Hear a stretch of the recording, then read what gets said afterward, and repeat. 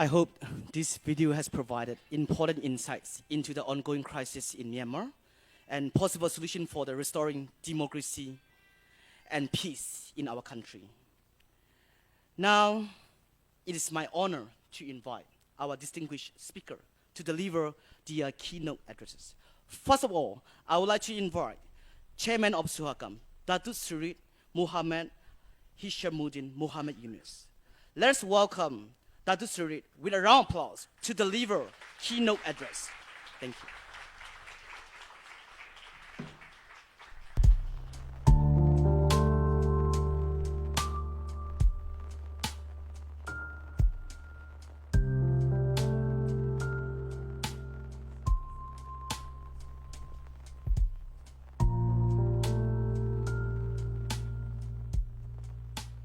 His Excellency Tan Sri Osman Hashim, Special Envoy of the ASEAN Chair of Myanmar, His Excellency Mr. Edmund Bon Taisun, Chair and Representative of Malaysia to the ASEAN Intergovernmental Commission on Human Rights, Honorable panelists and moderator, Your Excellencies,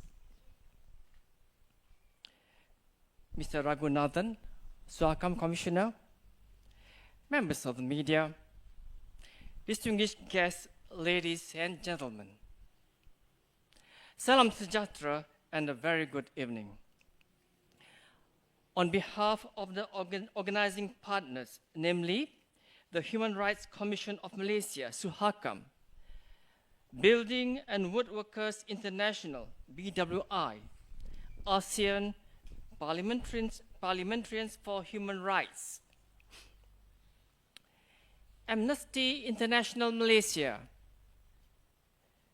and the youth section of the Kuala Lumpur and Selangor Chinese Assembly Hall, KLCAH Youth. I would like to extend a warm welcome to everyone present this evening, joining us both in person as well as online, to the public forum and solidarity ceremony, Free Myanmar Now, Diaspora Resistance and the Fight for Democracy. I would like to take this opportunity to acknowledge the presence of the Myanmar diaspora, who are the main reason we are gathered here today. Distinguished guests, ladies and gentlemen, the main objectives of today's forum are to provide a platform for the Myanmar diaspora to share their experiences of the situation in Myanmar following the military coup on 1st February 2021, approximately 4 years ago, and to bring together key actors and stakeholders from ASEAN in providing support towards the people in Myanmar.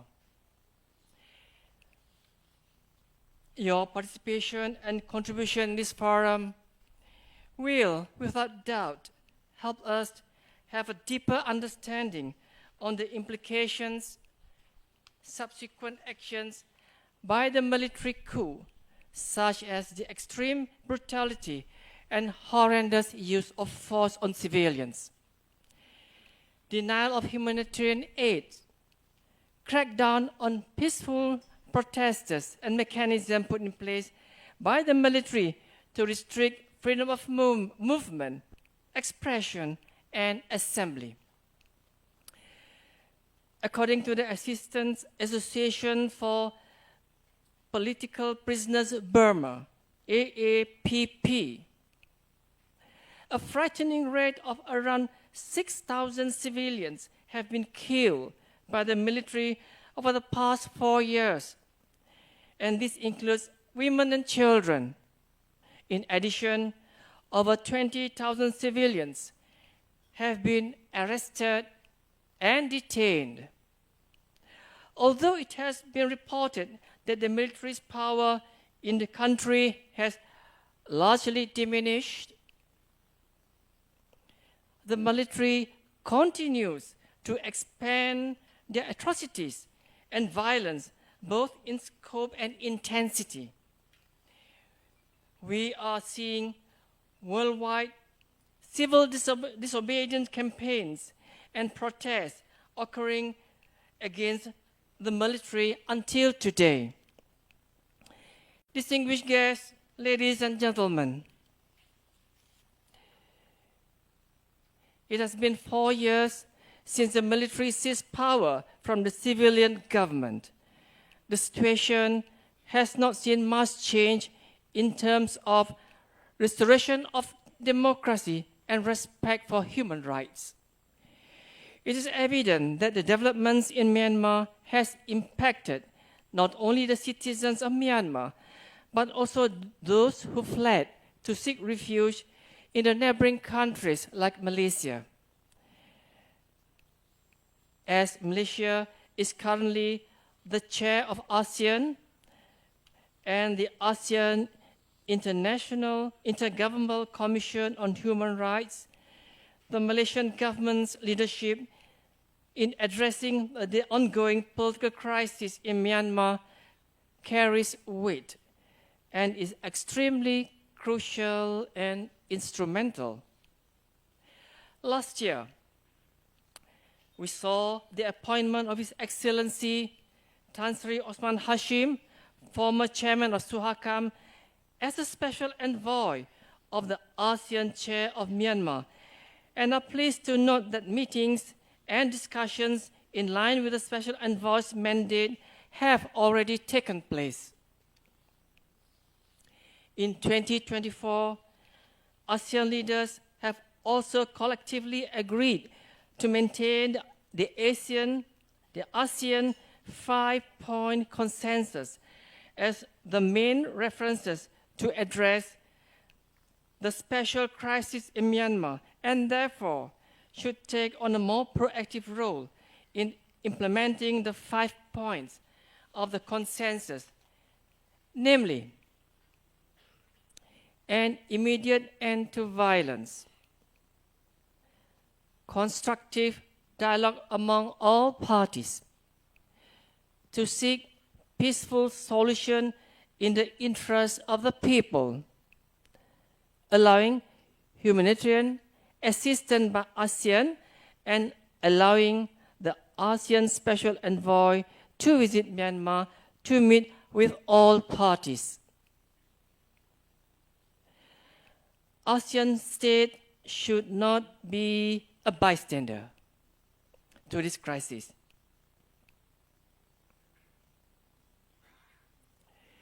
And oblige themselves to the principle of non-interference when we are clearly seeing crimes against humanity and acts of genocide unfold in front of our very eyes. Distinguished guests, ladies and gentlemen, today's forum will be one of many that will be organized in the future and is a continuation of many that have been organized in the past. SUHAKAM is encouraged by Yang Berhormat Datuk Seri Utama Haji Muhammad bin Haji Hassan, Minister of Foreign Affairs' commitment to resolving the Myanmar crisis at the recent ASEAN Foreign Ministers retreat held last month. SUHAKAM would like to reiterate our support for the government's ongoing efforts to improve the management of refugees by reviewing the National Security Council Directive number 23 to allow refugees to work, However, while SUHAKAM acknowledges the implementation of NSC Directive 23 as an interim measure, we remain concerned about the effectiveness of this initiative as a long-term solution, particularly regarding refugees' access to medical facilities and the right of refugee children to attend government schools. In this regard, SUHAKAM strongly urges the government to prioritize the enactment of a Refugee and Asylum Act and Malaysia's accession to the 1951 Refugee Convention and its 97 protocol, which is long overdue.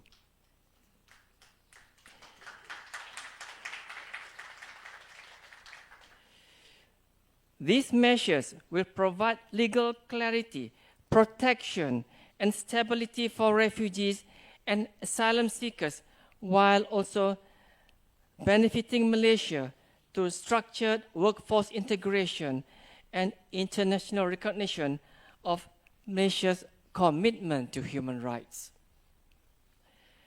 SUHAKAM would like to take this opportunity to renew our support to work closely with the Ministry of Foreign Affairs and AICHR Malaysia during Malaysia's chairmanship of ASEAN for 2025, as well as the Myanmar diaspora, members of the diplomatic missions, and civil society organizations in addressing the crisis. SUHAKAM is also a member of the Southeast Asia National Human Rights Institution Forum, CNF, that comprises of national human rights institutions in the region to promote, protect, and fulfill human rights effectively in the region. SUHAKAM will continue to engage with like-minded CNF members and HRIs in advocating, collaborating, and fostering regional support towards addressing this issue at hand. With that, I would like also to take this opportunity to thank everyone for your time and commitment to participate in this forum. Together, we can continue our efforts towards a democratic transition, peace resolution, and the return of power to the people of Myanmar. I thank you for your kind attention.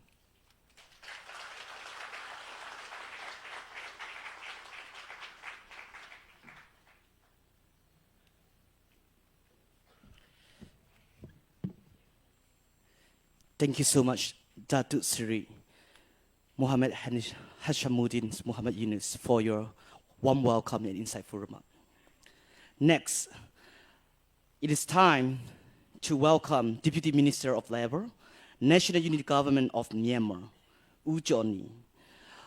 Although he could not join us in person due to unforeseen circumstances, he has sent a pre-recorded message for us, and let us watch now. Thank you.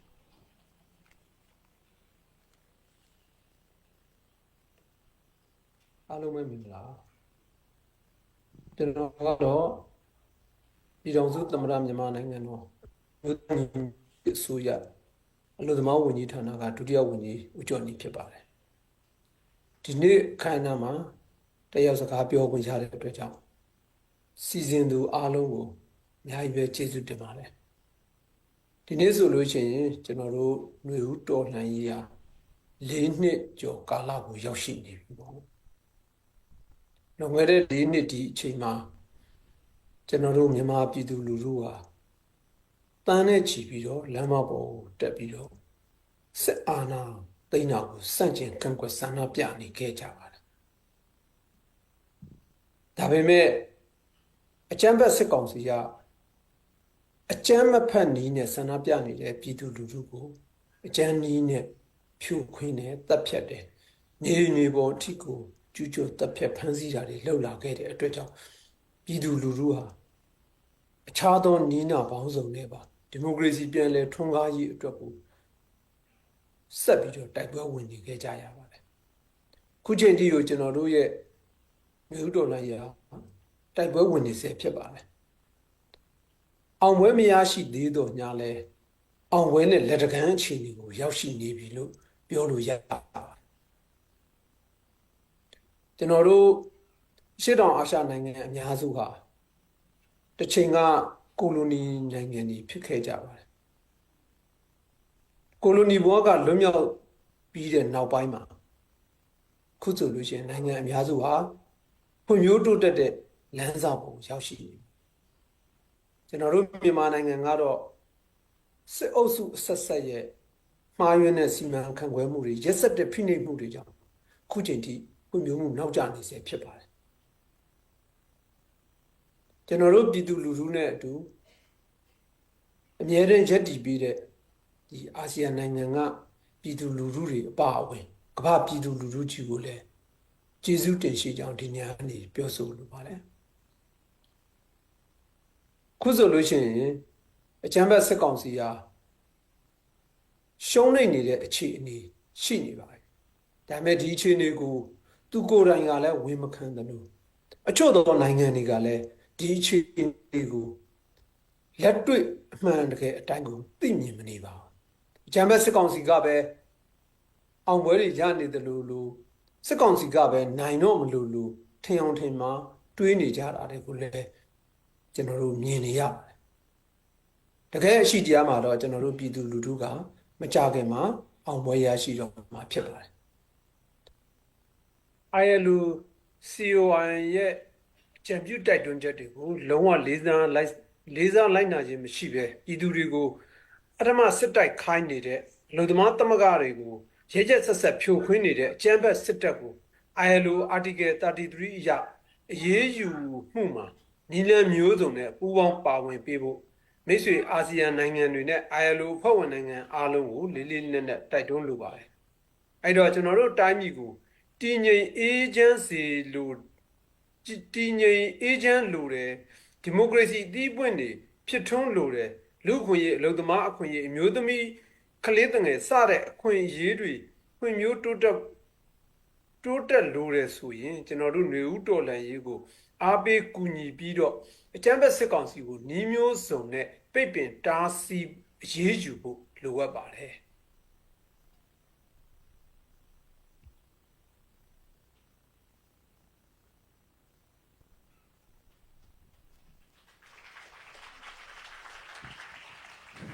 Thank you so much, Ujoni, for providing an in-depth updates on the situation in Myanmar after the military coup.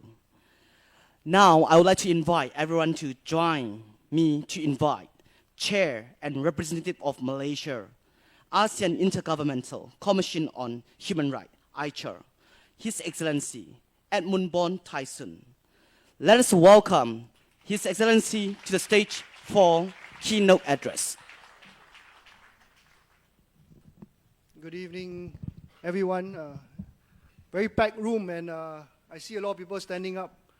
I want to acknowledge the ASEAN Chair, Special Envoy to Myanmar, Tan Sri Othman Hashim.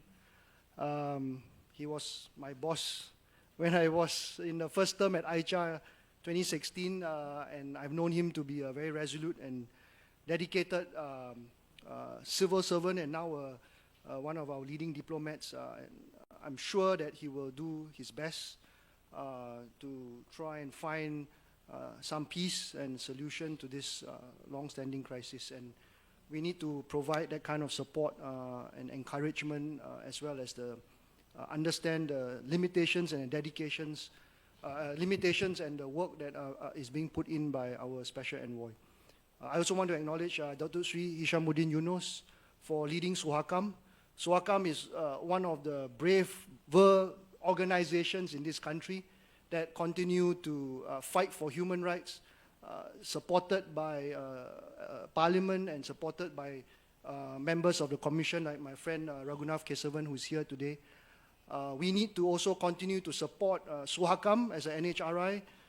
Please remember that not all ASEAN states have NHRI, and where we do have an NHRI, while we have many deficiencies in our own country, having an organization like SUHAKAM and NHRI will definitely be a platform that is necessary to continue the fight for human rights. I actually didn't want to speak very long. I actually didn't want to come today and didn't want to speak today because I know and hear on a daily basis and read a lot of the negativity and the stories of the war and the conflict in Myanmar. It is very sad, and I want to continue to send my condolences to all the victims and survivors of this conflict. But seeing all of you here and listening again to the stories and conversations on this conflict has impelled me to say a few words, and I hope you will bear with me on some of the things I wanted to say. It's very hard. Normally I come to CSO forums, I come to SUHAKAM forums, Bar Council forums all the time. It's very easy to speak off the cuff without a prepared speech. But when, like Tan Sri Ompang will know, and myself, even when we are in ASEAN, as Malaysia's representatives, Malaysia's diplomats, we need to be very careful with what we say.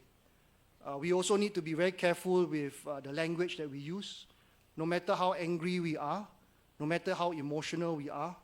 And sometimes that's why we see a lot of prepared texts that are prepared for a lot of our diplomats, our foreign ministers, to ensure that the right things are said at the right time.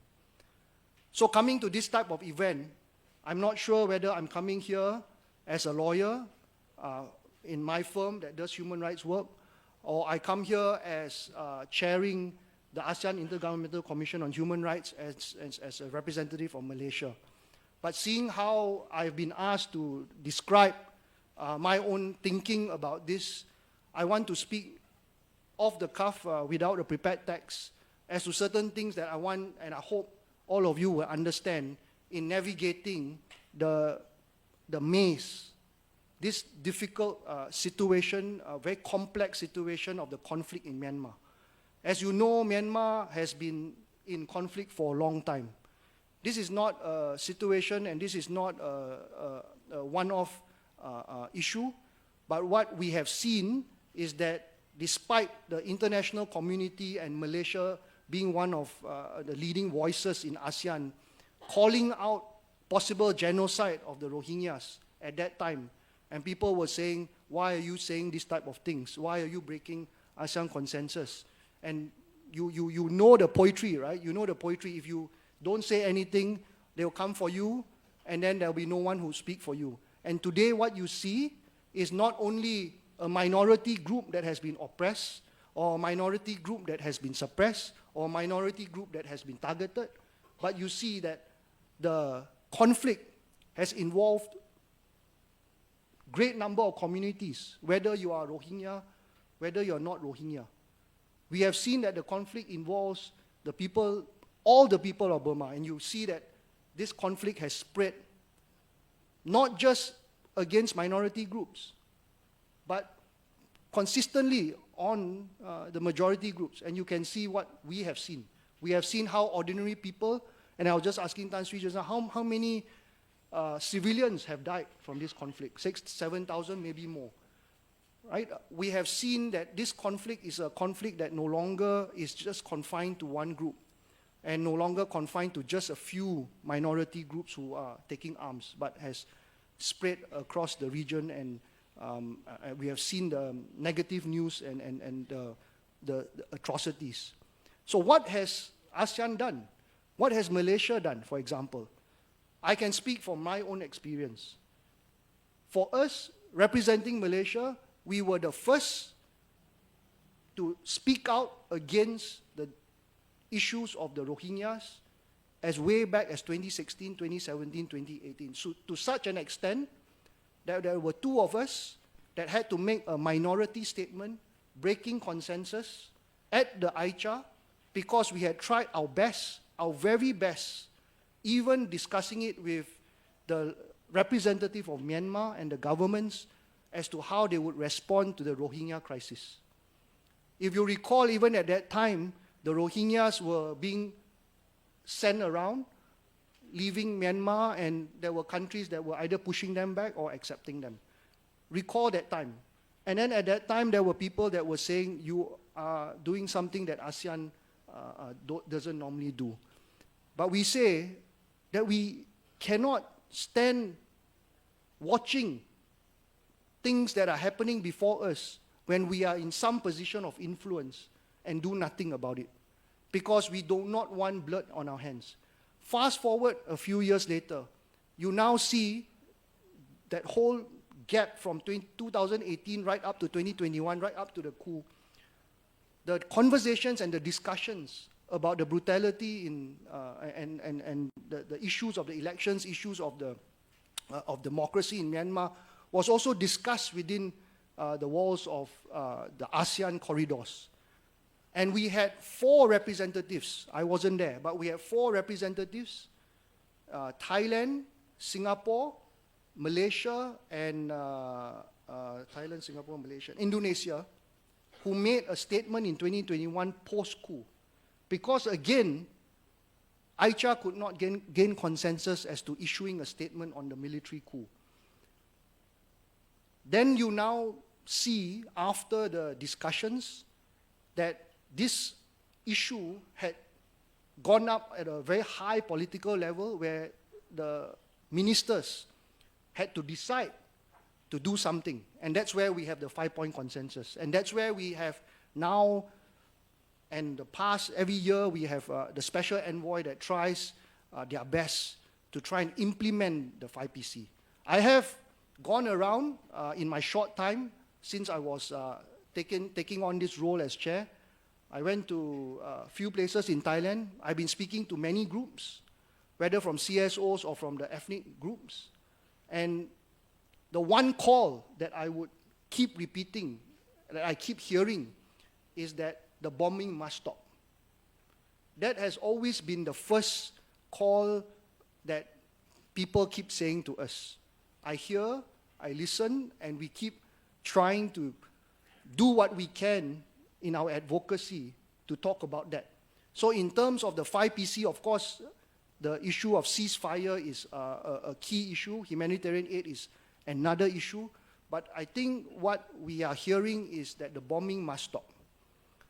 And we see now not just impunity in Myanmar, we see that it's a global phenomenon. We see countries now wanting to violate international law, or countries attempting to pick and choose what type of law suits them and what type of law they would like to discard.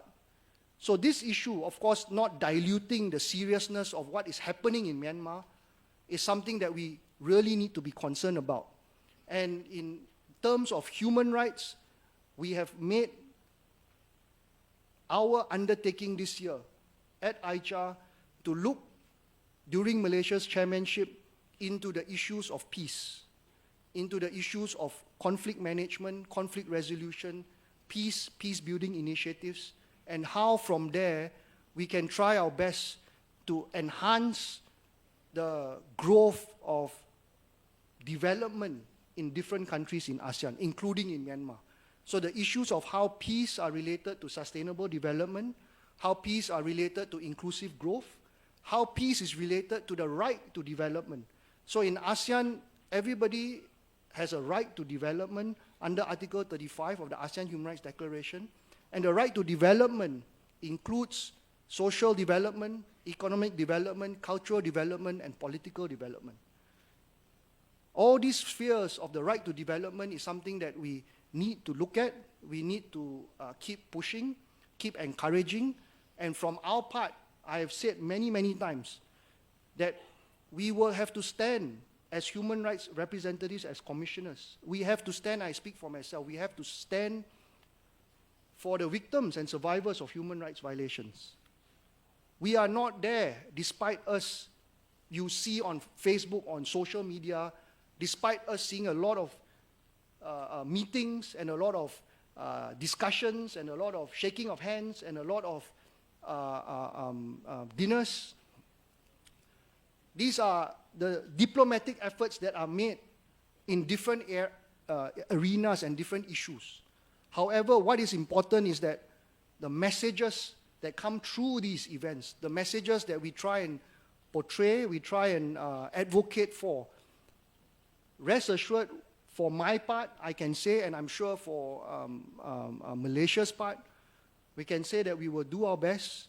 We will leave no stone unturned as far as possible within our power and influence to make the necessary recommendations, adjustments, because there are people that will use arms to fight. What do we have? We have dialogue. We have diplomacy. We use words. Of course, there are groups in Myanmar which, I don't pretend to know, that have to use arms, right?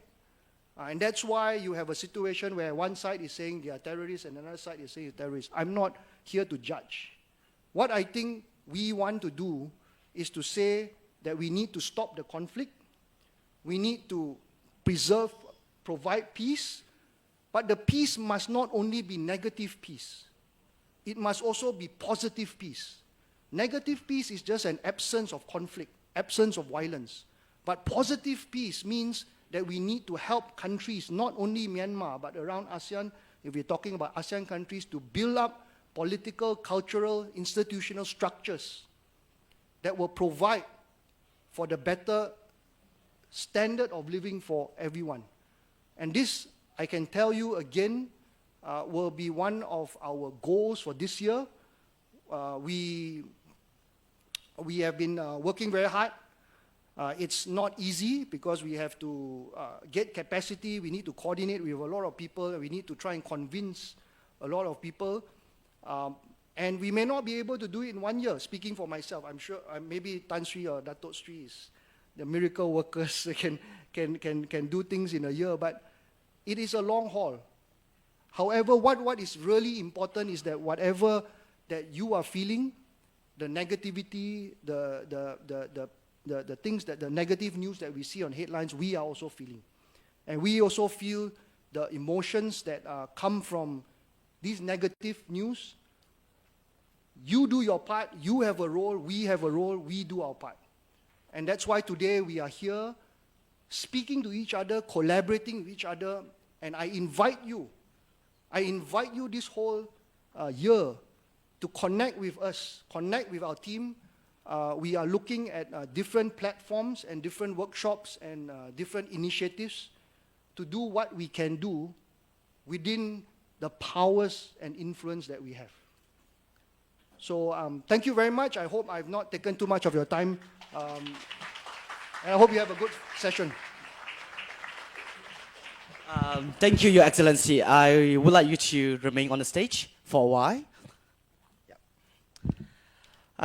This time, I would like to invite Chairman of SUHAKAM, Dr. Sri Muhammad Hashamuddin Muhammad Yunus, to hand out the token of appreciation to Your Excellency.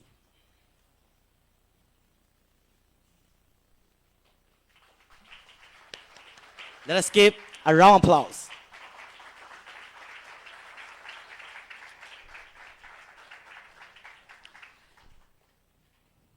Thank you so much, Dr. Siri and Your Excellency.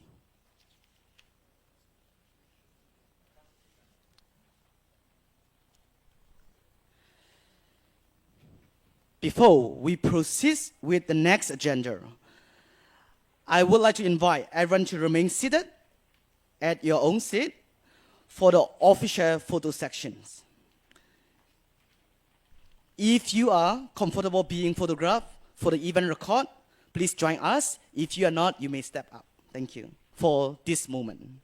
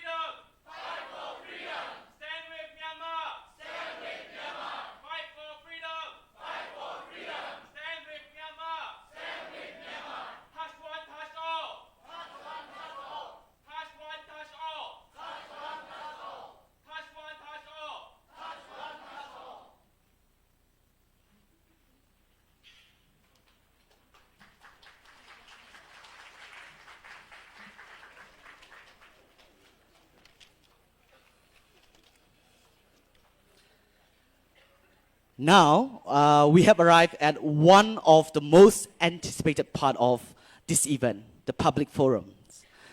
It is my pleasure to invite our moderator, Mr. Wang Yanke, Asia Pacific Regional Campaign Officer of Building and Woodworker International, BWI, to lead the discussions.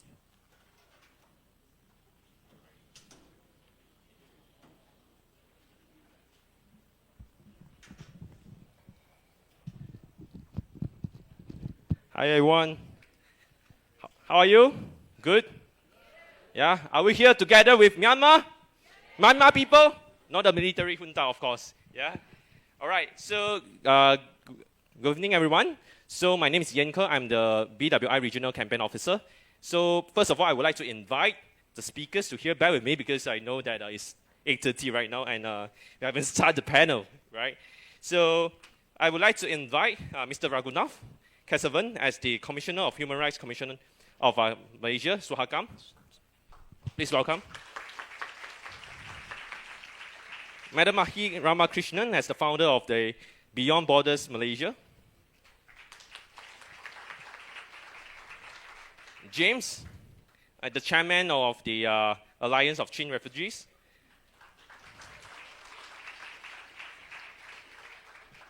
Sam, as the representative of Kachin refugee community.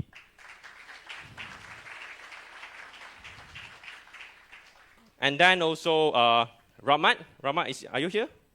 Yeah, please come. The president of Rohingya Society Malaysia.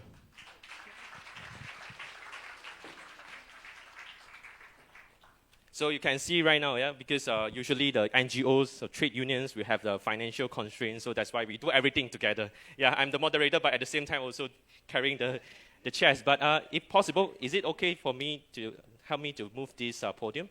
Yeah, thank you. Right. Anyway, welcome everyone to this very crucial discussion. And I'm pretty sure just now our keynote speakers have already given a very good introductions about what is happening right now in Myanmar and also the struggles of Myanmar people. And this is why we have the panelists today, because when we talk about Myanmar issue, we need to focus on the key stakeholder, which is the people. And today, we are so honored to invite, we can have the refugee community leaders who are here all today. And let us listen to their struggle as well. Them as the Myanmar people, the citizens, as also as a refugee in Malaysia. What are the struggles being experienced in Malaysia? So, if I may, I can start. Let me just cue James. Perhaps, James, can you tell us more, especially before the military coup in 2021 and right now? What are the situations being faced by Kachin community, especially back in, Chin community, Chin community in Myanmar. Yeah. And then maybe you can give us a big comparisons about the differences before and after, right? Please do. Yeah. The challenge before the military coup and right now. And also, yeah, please give your inputs. 5 minutes, thank you. I'm going to say, the military coup has dramatically escalated the sufferings of the Chin peoples, and then also yet it's led to a significant improvement how we are treated abroad also. And then, what I'm going to say is, before the military coups, we've been marginalized in Myanmar, and then we've been suppressed for many years, and then as you all know, Myanmar is a very poor country in the world, but then the Chin state is the poorest state in Myanmar. So the facts the military coups doesn't change.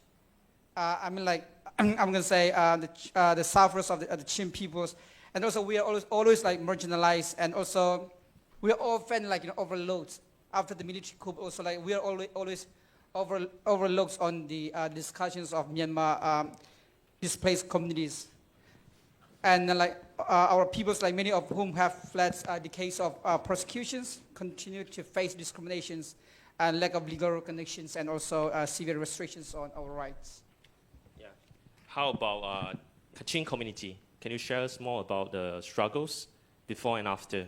the military coup? Is there any difference? I can, sorry that, okay. I can say that it's totally similar, but then for us it's like, we have like peg and peg, even that we don't have any seats in our community. So it's like, you know, it's very obvious that before that there is a newcomer, there were a newcomer, but then after the military coup, there is more. It's like increasingly, like traumatically that we can say like, it's, even we can't like accommodate them, and also we can't even give them a services that they need. So it's like when they are coming here, they don't know what to do, they don't know how to start, and the language, the barrier, and also the differences of the culture and the work, everything, that they have to start from zero again here. But the community cannot help, especially when they arrested. It's a chaos. Yeah. You know, in our country that we also need to scared of the soldier, they come and arrest us, but then in here, we also need to scared of the police. Yeah. So it's like, you know, the same situation that the fear is never ending, but for the community, we need to struggle the hospital, the school, and also for the work and the police arrest and detention. Before I go to Rohingya, I just want to quickly, because you are also a woman from a marginalized community as well, can you share about the struggles of women? Of course, that because it's like, you know, the women in our country, maybe they have some educated, but mostly are not. So when they come, they don't know where to walk. So at home, they depend on the husband if they have, or if not, then they have to walk by themselves for the family and the children. So it's like, as a head teacher in KRLC, I have to, like, you know, talk a lot of the parents who are struggling. Like, you know, when they have, especially with the health issue, they don't have any extra money to pay for the hospital bills, or maybe for the school fees, then they even cannot pay for 120 ringgit a month for a child. And then they come and beg for that, and then excuses that because of this and that and all that. So, and because their income is not as much as the other people do, as because of their lack of the knowledge and lack of the languages, and also undocumented. So, All right. yeah. Thank you. So, how definitely we know that Rohingya is facing the worst, not before and also after. All right. So perhaps we can listen some perspective from Rohingya community. Please do, Rama. Yeah. Yeah. Hello, everybody. I'm Rahmat Abdul Karim from Rohingya Society in Malaysia.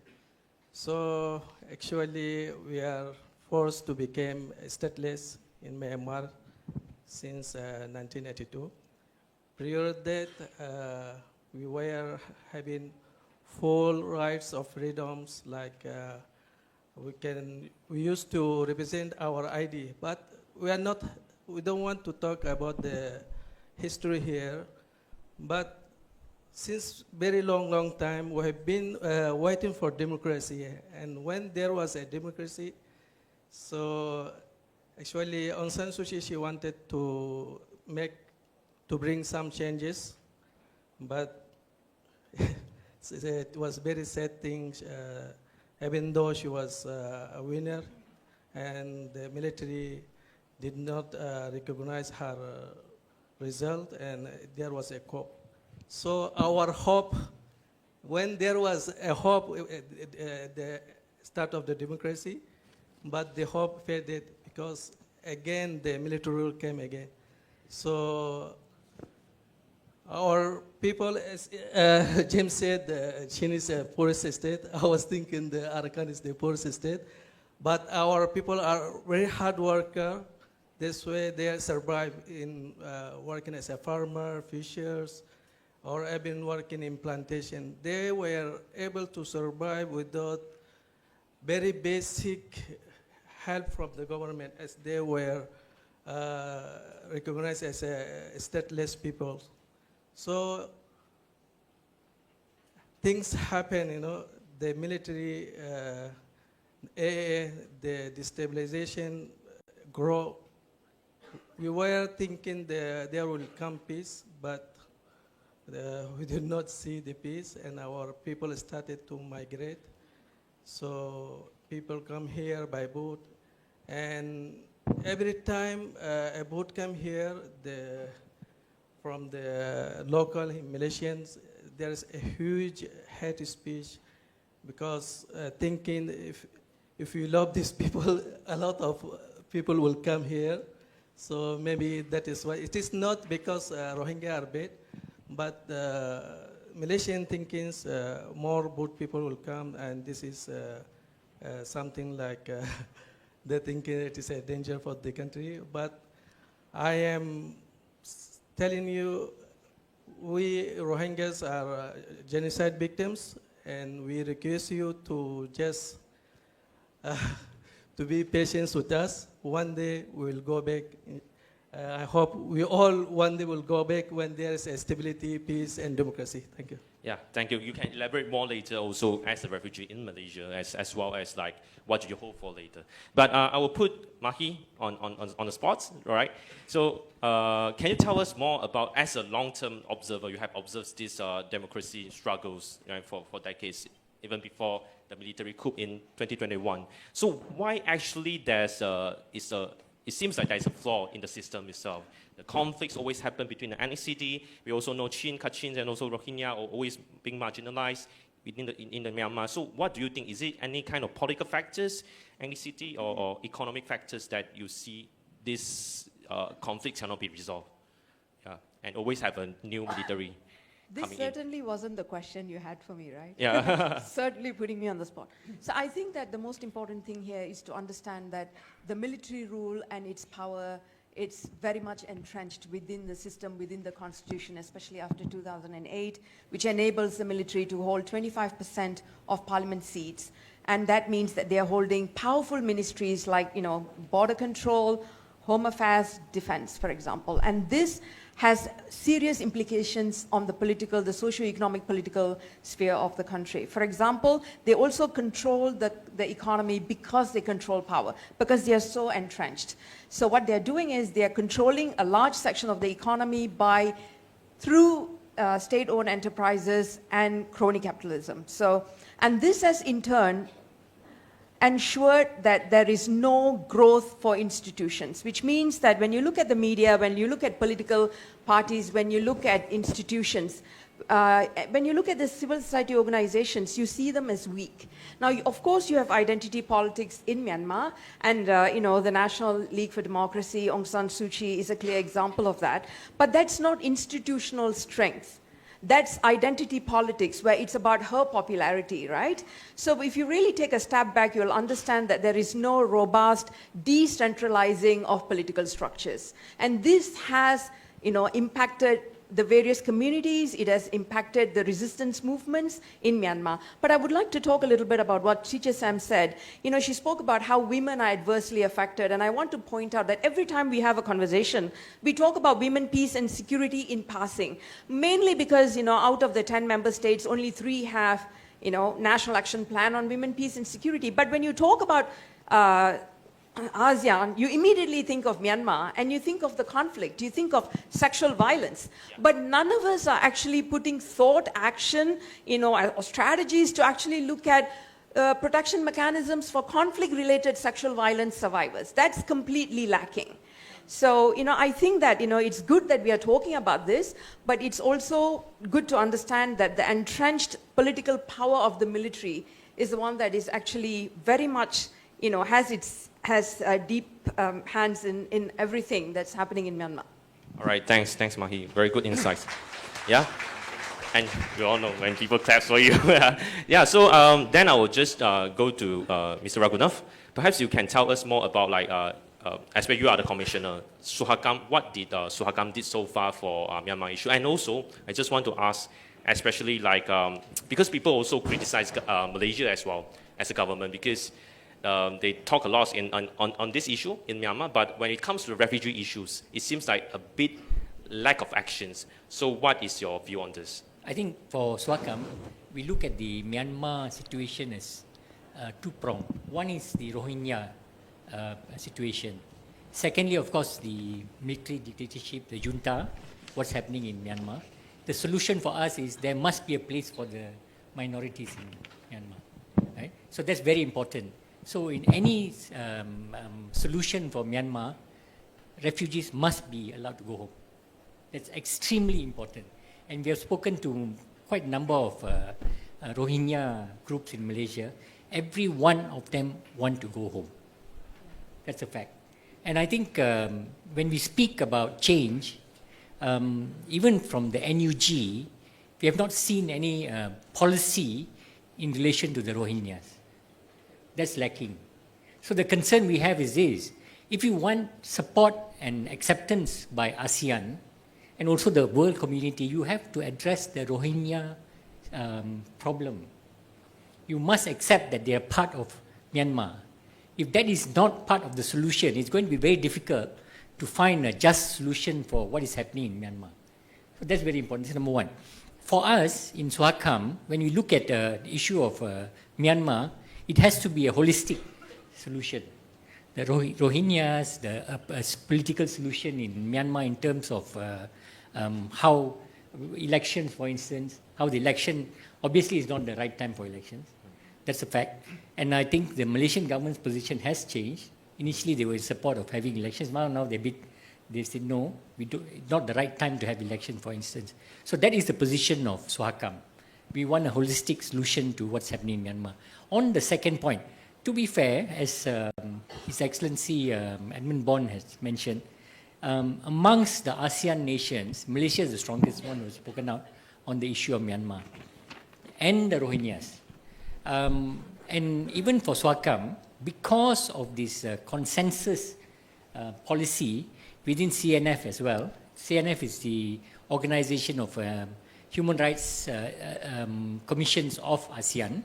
Not all ASEAN nations have a human rights commission.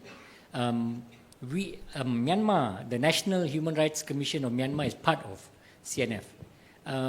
We've been trying to, Malaysia is in the forefront of trying to get them out, to be replaced by a more credible representative of the Human Rights Commission for Myanmar. Thailand strongly objects. I don't mind mentioning names of countries who do not support Malaysia. Extremely strong objection from Thailand. All right? So if one nation objects, then you cannot have consensus. So we have some form of agreement that there should be some suspension or what have you of the National Human Rights Commission of Myanmar. GANRI, the Global Alliance of the National Human Rights Institution, which is a worldwide body for human rights organizations, they've expelled Myanmar, the Myanmar Human Rights Commission. So, but in the solution that we are proposing, SUHAKAM's position is there must be a place for the Rohingyas to go back to Myanmar. That's our position. Understand. Thank you. Right. So let's go back to the Diaspora Committee as well. So I just want to ask you personally, everyone of you, three of you especially. So when you see the news on the military coup that happened in 2021, what is the first feeling about this?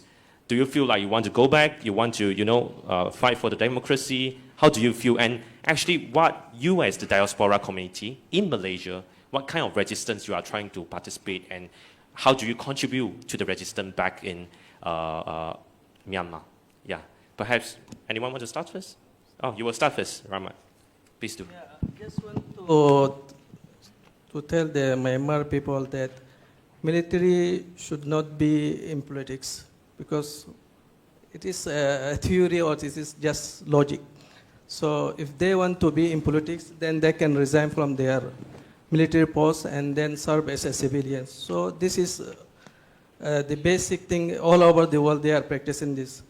So when it was a COP, as you asked, so our hope that we can fight in the parliament to get recognition Rohingyas as citizens. Yeah. So our hope was fade away. Yeah, this is the first thing that need to be done. Or else, because I just quickly highlight there's one fact that's happening in Myanmar right now is even the Rohingya, I mean like before this, the Myanmar government or even the military always sideline Rohingya. They didn't recognize them as citizens.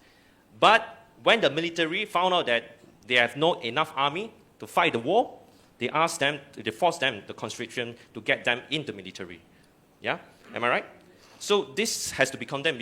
It seems like they're just a subject for them, to fight for the war, right? So how about Sam, as a Kachin community? Yeah. For Kachin people, that we are suffering wars for like more than 70 years, so we know how the military treat us. Since I was young, before I was born, the war was there already. So when I heard about that one start on the 2021 and February 1st, then in my mind that I thought that, okay, so the military, whatever that they wanted to do, they always do. So it's like the things happen again, it's also repeated their action. Now it's time to show the wall. So what I thought is like, it will not be so easy to overcome, but then we have to fight for it again. How about James? Well, that's just, I'm like the past questions I'm going to say. Well, like, when we heard the news about the military coups, of course, we didn't know that like the thing's gonna take this long, and then also like these times, and also something that of course we all are very sad because like 21st century military coups in Asia, all right? So we never heard of that because like we knew about 88 uprisings and military coups and everything, like but then we're in like diaspora, we've been in Malaysia as a refugee for many years. And then, but like for us, we did not know this will take this long, and like, but then of course, I'm gonna say like the citizens of Myanmar, we became like very helpless. But then somehow we all are at the same time we all are very frustrated, the way the military have been like treating us. Seeing the powers is undermining the powers of the peoples, and then also undermining the standpoints of its neighbor, right? And then it's the members of ASEAN. Seizing the power is like kind of undermining the policy of ASEAN and also UN. But then I'm gonna say that it's like all the peoples of Myanmar, we've been knocking the door to UN, we've been knocking the door to ASEAN, but until today, international has failed to come up a concrete policy in this, like how to control. Even like the ASEAN doesn't have any policy to stop or like maybe to prevent the upcoming military coup among the members. So like if we look at now, they are not ready for that. Actually, I'm gonna say they are not ready. And at the same time, something that I really want to point it out is like I'm just gonna take it a little bit longer. Sometimes we talk about human rights. That's true. But that in Myanmar, currently we are not in human rights crisis. We are in political crisis. So in crisis, we have to think twice. Like two types of crisis. Number one is political crisis, and number two, human rights crisis. And in political crisis, what kind of human rights do we expect to be respected? Right? Because everybody's being killed, everyone's dying, bombings everywhere. In this time, should we gonna fight for human rights first, or should we gonna fight for peace and reconciliations and maybe like conflict resolutions in Myanmar first? Human rights that should be the topic in democracy country, not in a conflict area, not in like where a civil war is taking place. So sometimes I can feel that the pressure from NUGs they've been carrying through is that they've been asked, many people they've been asked about human rights, to focus on human rights and everything. But then there's a saying, there was a saying, there's no justice in war and love. Yeah. Yeah. So the same thing we have to apply here. So if we really want to take something kind of like maybe like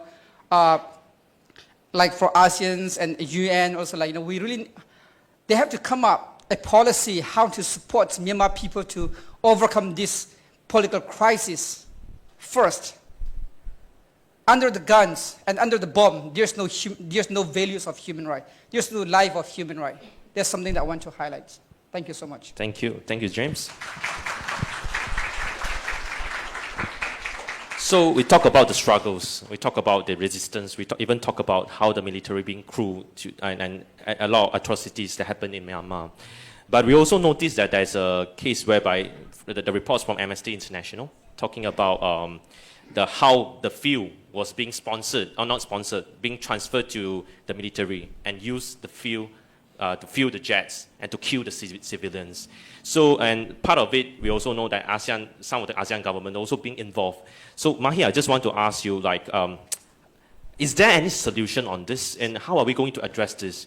How are we going to put the sanctions on this? So the thing is, when you look at the companies, then you can't just look at the companies alone. You need to look at the supply chain as well, right? Yeah. So the thing is, of course, civil society organizations can do intervention, can definitely intervene. We can have political campaigns. We can work with investigative journalists to look at, data, to look at the tracking reports. We can look at the money trail. The money trail is always important, right? 1MDB taught us that. So, of course, we can do all of that. And we can also pressure and lobby ASEAN parliamentarians as well, and especially Malaysian parliamentarians as well, to look at sanctions, targeted sanctions against company and the supply chain. By targeted sanctions, I'm talking about travel ban, for example, or the freezing of bank accounts. So we can do all of this. But the thing now is that how is the civil society going to do this? Because it's a lot of work, right? And it's not just looking at one thing, but it's actually coming up with a huge lot of a political campaign that's actually going to pressure people. We can also look at lobbying the regional, ASEAN as a regional group to come up with maybe a regulation or law that prohibits the flow of jet fuel to Myanmar, just like what the EU sanctions on Russian oils is, right? But the thing is, do we really have the funds to do that? Do we have the manpower to do that? Do we have the resources to do that? You know more than me that, even before Trump came into power, civil society organizations that were working on Myanmar, forced migration, labor migration, were already struggling with the lack of funds, the lack of resources, the lack of infrastructure, and now it's made worse. Let me give you an example. I've been trying really hard to go to MESOT to look at a small research on how the withdrawal of PEPFAR will actually affect refugees who are HIV positive. And what's going to happen, looking at a sample. I can't find 15 to 20,000 Malaysian ringgit to do that. Not taking a salary at all, just looking at the travel, the accommodation, paying the people there, paying for translation, paying a fixer in MESOT, for example. It's incredibly difficult. Now, why? Because, yes, all of us look forward to a funding which extends to 5 years or 10 years because of sustainability, but we always also had access to small funds, little bit of money where we use little money to actually do great intervention on the ground. Now that fund is also completely frozen. So yes, I can give you a whole list of what we can do, not just to the companies, but also to the entire supply chain. We can come up with a platform where all the information is stored so that it creates awareness. People are aware of who are the companies, who are the stakeholders, but how are we going to do that? Yeah, but we also find out that on the report itself, actually we find out that Thailand, also Singapore specifically, is the transfer of this fuel to the military junta. So right now, Malaysia, we have the opportunity. We are the chair. What do you think we can do? I know that there are a lot of non-interference policy, but what we can do, or you can do some demands to the government. Yeah. James is giving me the look, Mahi, don't mouth off, please don't be unhinged. No, the thing is, yes, Malaysia is the chair. Last year I was jumping with joy and telling everyone, hey, you know what, there's going to be intervention, things are going to be good, Malaysia is the way to go. I know Edmund talks about it, I know Raghu also talked about it, but the thing is, last year I was traveling a lot, and whether I was in Europe or in US or in UK, people came up to me and said, wow, look at your Prime Minister, really, really talking about the Palestinian issue on a global front. And I was thinking, yes, it's great, but it does not translate into protection mechanism for the refugees, including the Palestinians on the ground. And when you look at the NUG, is NUG really a viable solution? I've always looked at the NUG and said, why is it that you do not have a stand when it comes to the Rohingya issue, for example? February 13th Thoughters made it very clear that NUG is incredibly biased. The Argentinian court came up with the arrest list for 25 individuals, including Aung San Suu Kyi. But acknowledging that would mean that they are alienating the supporters of Aung San Suu Kyi. Not acknowledging that means that they care a toss about the Rohingya rights. So Malaysia as the chair, what is it actually going to do? When we look at what's happening on the ground in Malaysia, you know, we have seen, unfortunately, the rise in racism and xenophobia over the last few years. We do not see any leadership from the elected representatives, ministers, let alone the Prime Minister, condemning the hate and violence against the refugee communities, particularly the Rohingya community. Until today, I cannot explain why there's that much hate and why the Rohingya are being singled out. I really have no idea, even though in every panel I'm asked this question. So the fact is the Malaysian Prime Minister now has to play a role where he has to satisfy the Malaysian public. And he also has a need to keep his words, because he did say that when he becomes the ASEAN Chair, he's going to look at the rights of the Rohingya. Yep. But how is he going to mitigate this? Is he going to mitigate it? You know, I don't see political will at all from the Malaysian government. Yes, I see ministers talking about, no, we need to give them the right to work. But, you know, if it is true, then they will look at existing legal framework, like the IMM 13 under the Immigration Act. Yes, we need to ratify the 1951 UN Refugee Convention. It's going to take us more than 10 years because it needs to be aligned with domestic laws. But do we really have the political will? I really don't think so. So how well is Malaysia going to do as the ASEAN Chair? I really don't know. I can only hope. Yeah. And in fact, the majority is the Alliance of Hope, Pakatan Harapan, right? So let's hope that... Pakatan Harapan was the one that actually denied access to UNHCR into immigration detention camps. 3 days ago, 532 Rohingya were arrested, 400 have UNHCR cards, but we can't even get them out because, hey, there's no access. Yeah, so words to the government. Actions speak louder than words, yeah? Not just good slogans, okay? Anyway, so I will go back to Mr. Raghunath, because just now you also mentioned about like we need to involve more people in the dialogue, especially the ethnicity minorities as well, because they are underrepresented, right? But we also know that actually in lots of discussion, especially or lots of official dialogue, it seems like not only the ethnicity minorities being cited, even the NUG wasn't being recognized as well as an official representative. So should Malaysia recognize NUG and other ethnicity minorities and put them in place, especially when we have a special envoy to Myanmar, we have a conversation to them. Yeah, how do you think? I think this is SUHAKAM's position as well. NUG has to come up with a strong platform to say what does it stand for. You're closer to. And NUG has to come up with a platform to say what does it stand for. What is their position on Rohingyas? What are they looking for when they come into power, for instance? Is it an inclusive government? Or is it going to be as exclusive and exclude one group of people, like what Aung San Suu Kyi did? So if you want support from ASEAN, you want support from everyone, you must convince us that you are the rightful representative of the people. That's number one. Number two, I think having forums like this is very good, but the only issue I have is we are speaking to the converted. Yeah. Everyone here same bubble. Supports the position, right? We are no one here supports the junta.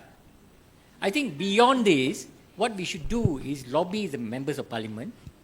I mean, for whatever change you want, the voices of change must come from different stakeholders. Yeah?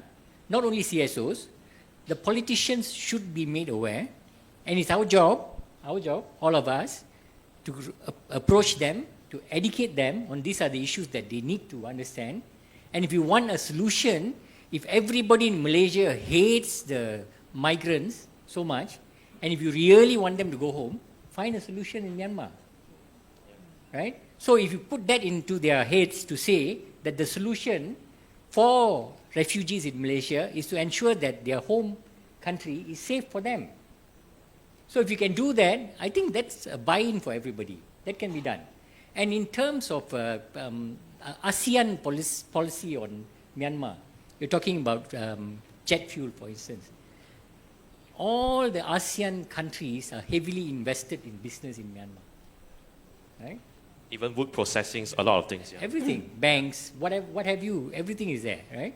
So to get a consensus from the governments of ASEAN to say that you want some form of sanction is nearly impossible.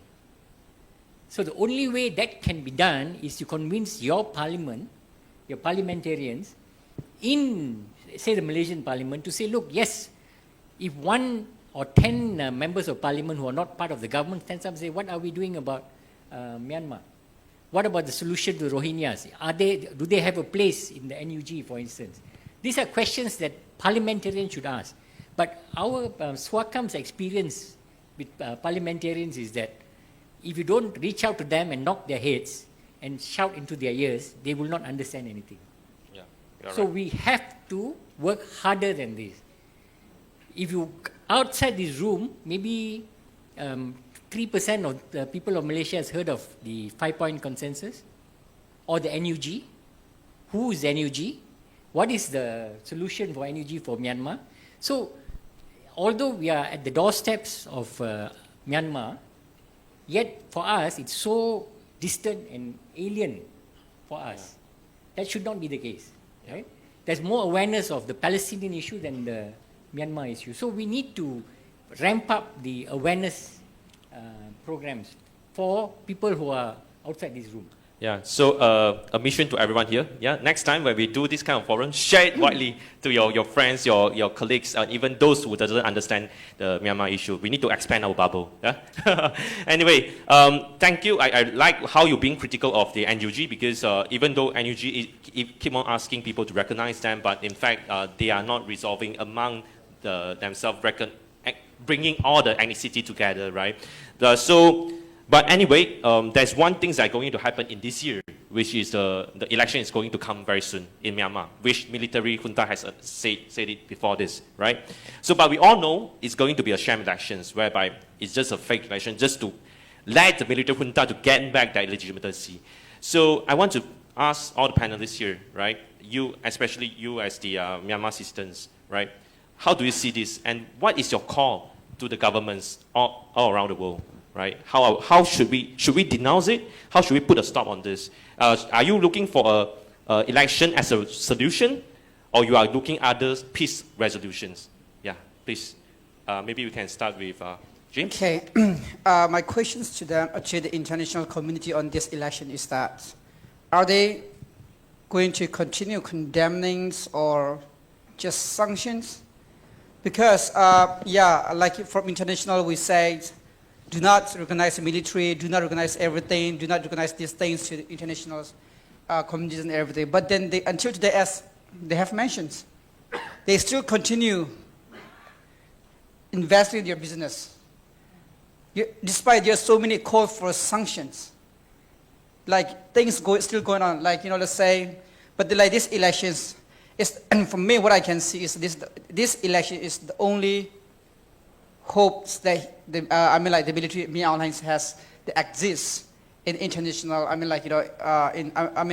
international image, because I think like he will do just maybe could be his escape too. Maybe like he will do elections and like he will just get someone his persons to be in his position and he will just step down. Maybe like or maybe he just he just want to be kind of playing a role like in try to escape from this pressure. So the same thing will go, but then like for minority ethnic groups like us, we never and we will never recognize these elections. The same thing, what we want from ASEAN, what we want from international community, please do not recognize these elections. And pressure them, unless, like they restore, they agree, they came up, even though they say, okay, no more like military coup, something kind of that, but like they must come up a concrete promise. Only then it will be like, something kind of, we can trust on them. Thank you. Is it the same stance with you? Maybe you can elaborate more? Yeah, please. Yeah, I think ASEAN should take initiatives together, all ASEAN countries, along with other international bloc like European Union, telling the military government or giving the deadline, okay, we have no alternatives now. We have NUG. If you are not bringing the positive changes, then all the embassy should be closed, then transfer to the NUG. So in that way, they will be thinking seriously. Otherwise, they will just play politics. So it should be like Trump's way, how Trump ended the war in Ukraine in just 1 month. So ASEAN also can do that if they are very serious. So on the other hand, about the Rohingya issues, I just want to tell one of the American journalists, he was asking me about the NUG. So I was telling them NUG's struggle is very new. Rohingya struggle is more long time. So he was asking me what will happen. I said NUGs, their members are educated, academician, politician, they are very professional, unlike Rohingyas. But they will end up like Rohingyas. They cannot keep on struggling against the military. They are the huge Myanmar military is one of the biggest in Asia. And they have geopoliticals back China, India, or even the Thailand back in the military. So what will happen? Will Myanmar people want military intervention? I know none of the Myanmar citizens will like foreign military intervention. But unlike Rohingya, if we have the chance to anybody else, if we want to military intervention, we will say yes, we want military intervention. It is not necessarily European or American or other say this is the Muslim problem, we don't want to involve. Yeah, we will find a solution for that. We are also Muslim, we are also part of the big community. We will not end up like this, genocide, killing, dying. Even in Malaysia, we end up in jails, illegal, migrant, whatever they are saying to us, it is beyond our bearing. We have a responsibility, you don't understand us. Why should we leave our village? We have our mosque, our ancestor graveyard there, our farmland there. How could we just leave this? We don't want it to live. It is a destiny. They are forcing to live, but nobody understands us. But things will not be like this forever. Thank you. Thanks. How about Sam? Okay, so my opinion is just very simple. How do we believe the people or a group that who are doing the terrorists all the time, and then talking about the peace? It's very simple. We can't trust. We are not trusting at all for the election that run by the military junta. It's never ever get the result that we like to get, and also the justice will not be there. All right. So we'll go back to two of them, and then we will open the floor for everyone to ask the questions. So Mahi, just now I also seem you a bit disagree with what Rama said. Perhaps you can ask, is Trump the solution? I don't think, but you can. Which you can Trump are we talking about? The evil one? Yeah. Okay, so the thing is, I totally do not agree with Myanmar holding elections. It's completely a no-no for me because it's a way of the military trying to legitimize power. This is nonsensical. And I must also say that, like what Raghu said, I thought that, the governments are coming together, with Malaysia especially, to say no to the elections. But then you had the foreign ministers meeting and a statement which called for inclusive elections and peace. I thought, what do you even mean by inclusive elections? It's redundant because it's military trying to say that we are trying to legitimize its power, trying to say that we are the rightful leaders of this country, and that's nonsensical. But having said that, James spoke about international community. Now, where we know that there have been sanctions, but there has been no coordinated way forward, largely because of China's role in geopolitics, China's relationship with the military, and also ASEAN's friendship with the military. So ASEAN is generally, this club where, it's like, all these old boys like, hey, hi, how are you? It's great, nice food, nice dinner, let's meet again next year. So I really think that in order for us to do something, ASEAN first and foremost should cut off its ties with the military. ASEAN needs to come together and say no to these elections. No, we will not legitimize your rule, and this has to end. All right. So, Raghunath, so on this elections, what is the sense of SUHAKAM? Perhaps you can also how SUHAKAM will advise Malaysia to act? Yeah. I think the position is clear that we are not in favor of the elections. All right. It is not conducive at all to have election. That's number one. I think number two, again, if you look at how difficult it is to cut off ties completely with military junta, for instance. Whatever you say, it is the recognized government per se at the moment. Yeah. So if you have to deal with it, if we appoint, say, Tan Sri Osman Hashim is the special envoy, I mean, who is he going to deal with? So if we stop all relations with Myanmar, for instance, or even expel Myanmar from ASEAN, you still have China and India to deal with. Myanmar will still survive. That's the problem we have. So I think the aim is to shame Myanmar and at the same time support the CSOs. I think perhaps one solution is to work closer with the CSOs in Myanmar and outside Myanmar, support by the government through backdoor channels, giving aid, supporting the refugees, working with alternatives within the CSOs outside Myanmar, and recognizing these bodies as bodies that you can work with. For instance, I mean, US has lots of dealings with Taiwan despite not recognizing Taiwan. So what's the difficulty with recognizing and working with the CSOs outside Myanmar? Yeah, that can be done. And you can even, we should actually continue to dialogue with NUG, criticize them, tell them, hey, we want, what is your plan for Myanmar, for instance? So that can be done. Yeah. So I think the position we should take is to, if to cut off completely, I think it's going to be difficult. It is my view and SUHAKAM's view. SUHAKAM is fully supportive of the appointment of Tan Sri Osman Hashim, definitely, we do. And I think that's a very positive step that I think is important, a credible person to take the lead.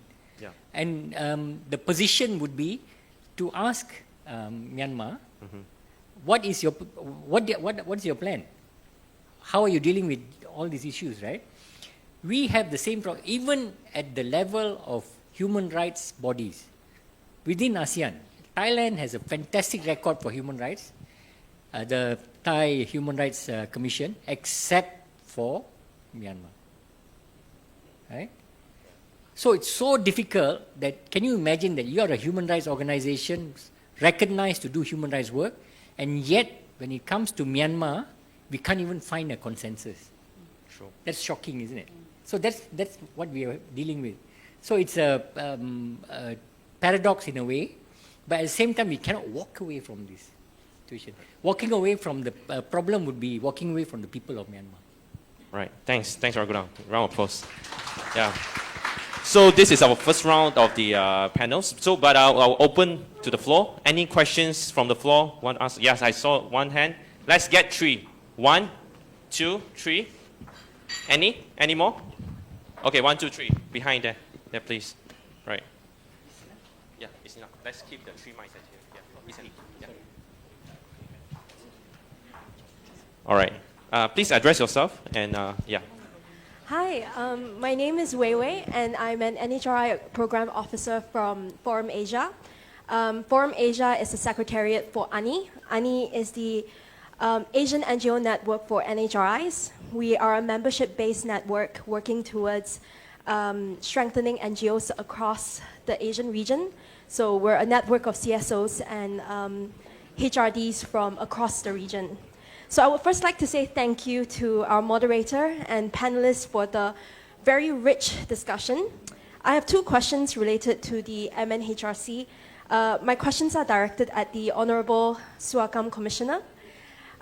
You mentioned that within the CNF, the NHRC Thailand strongly opposes the idea of kicking MNHRC out. Would you be able to share with us what their official reasoning is?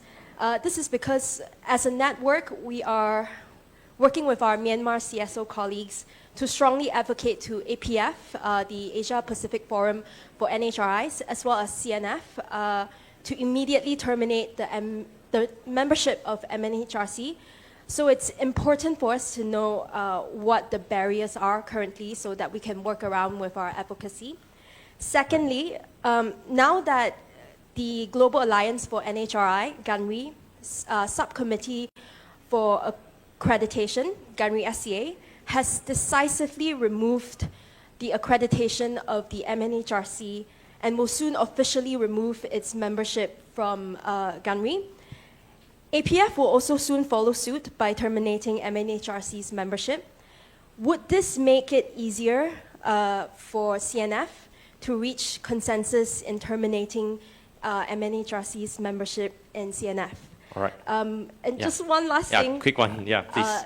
I would also, on behalf of ANI Forum Asia, I just want to acknowledge how supportive SUHAKAM, the Commission on Human Rights Philippines, PDHJ Timor-Leste, the NHRI for Timor-Leste, have been to the Myanmar Solidarity Movement. So thank you so much. All right, thank you. So before we proceed to the second questions, may I invite those who are standing behind, you can sit in front because some of them they have left. So make sure that you have comfortable seats, yeah?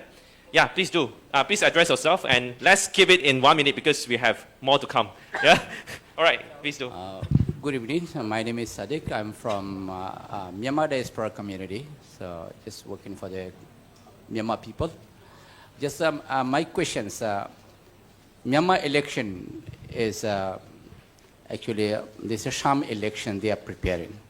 For the sham elections, we have to do a lot of work. So today we have to understand the stance of the ASEAN country, and we need civil society organizations in outside of Myanmar to be more stronger than today. For in this case, what kinds of support would come from ASEAN country to empower Myanmar civil society organization and individuals to topple Myanmar military in Burma? This is my question. All right, thank you. Short and sweet. Right, now next person. And yeah, I believe, yeah.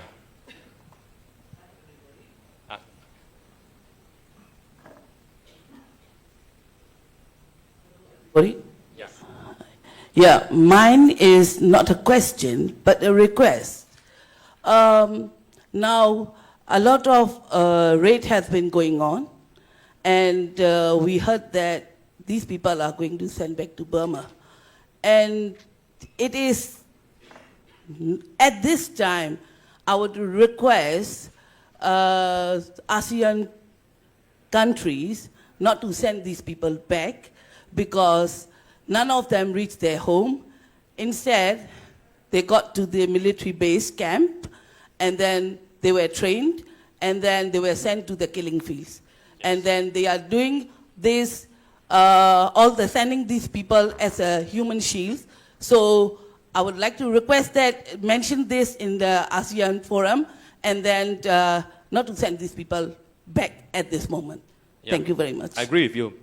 In fact, I think this is what CSO in Malaysia, even trade unions, has been always mentioned about this. We need to settle them at here first before the conflict has been resolved in Myanmar, or else you are just sending people into the killing field. I agree with you.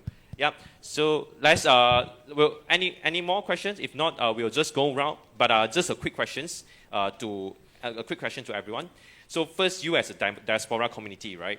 And we have diplomats here. We have CSO. We have general audience from Malaysia here. What is your call to these people? What do you hope that something can be resolved, right? You as the refugee community in Malaysia, at the same time, and you as the Myanmar citizens, and take the opportunity where currently Malaysia is the chair of ASEAN. Yes, please, we just go around here.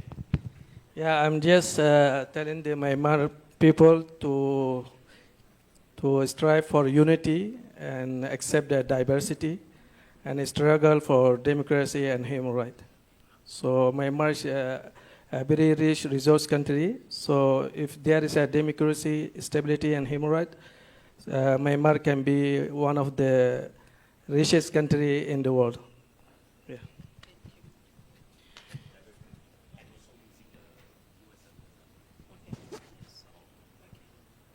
So for me, it's like I would like to request that just now the sister told, the sister share about that, the arresting people, like when they are in the operacy or something like that, they arrested and also without any like legal process and any due legal process, and then they were straightway sent to Myanmar. So it is, I just like to saying that, because it's like they're happening, the procedure like this is helping the military junta to get power, the recruitment to get from the outside of the country. Because it's like, even though now the conscription law is also affected to the many women and the ladies and the youngsters of the girls and all that. So it's like, they are also like, whenever we were sent back, it's definitely going to the battlefields with no reasons. Just, hello, I want to use my language like, "Kana like heba." So it's mean that just you follow me for a while, it's forever. So it's like, please don't send them to our country. If they do the crime here, okay, never mind, without any other request, and you can send them back to our country. But for those who are staying here, just only a reason with the undocumented, please don't send them. And also, if there is a chance, maybe we would like to get the Malaysian as a chair of the ASEAN to protect us while we are here as well. And also for the educational, just please channel us to make it happen as like we could be able to study tertiary education as much as we can, as we are also like many students getting older and we have very less chance for the tertiary education because very less schools are like accepting us because of our status and all that. So I would like to request for our children's education for the future so that they can, when the country is getting better, we can go back and serve the war with our country beautifully as well. Thank you.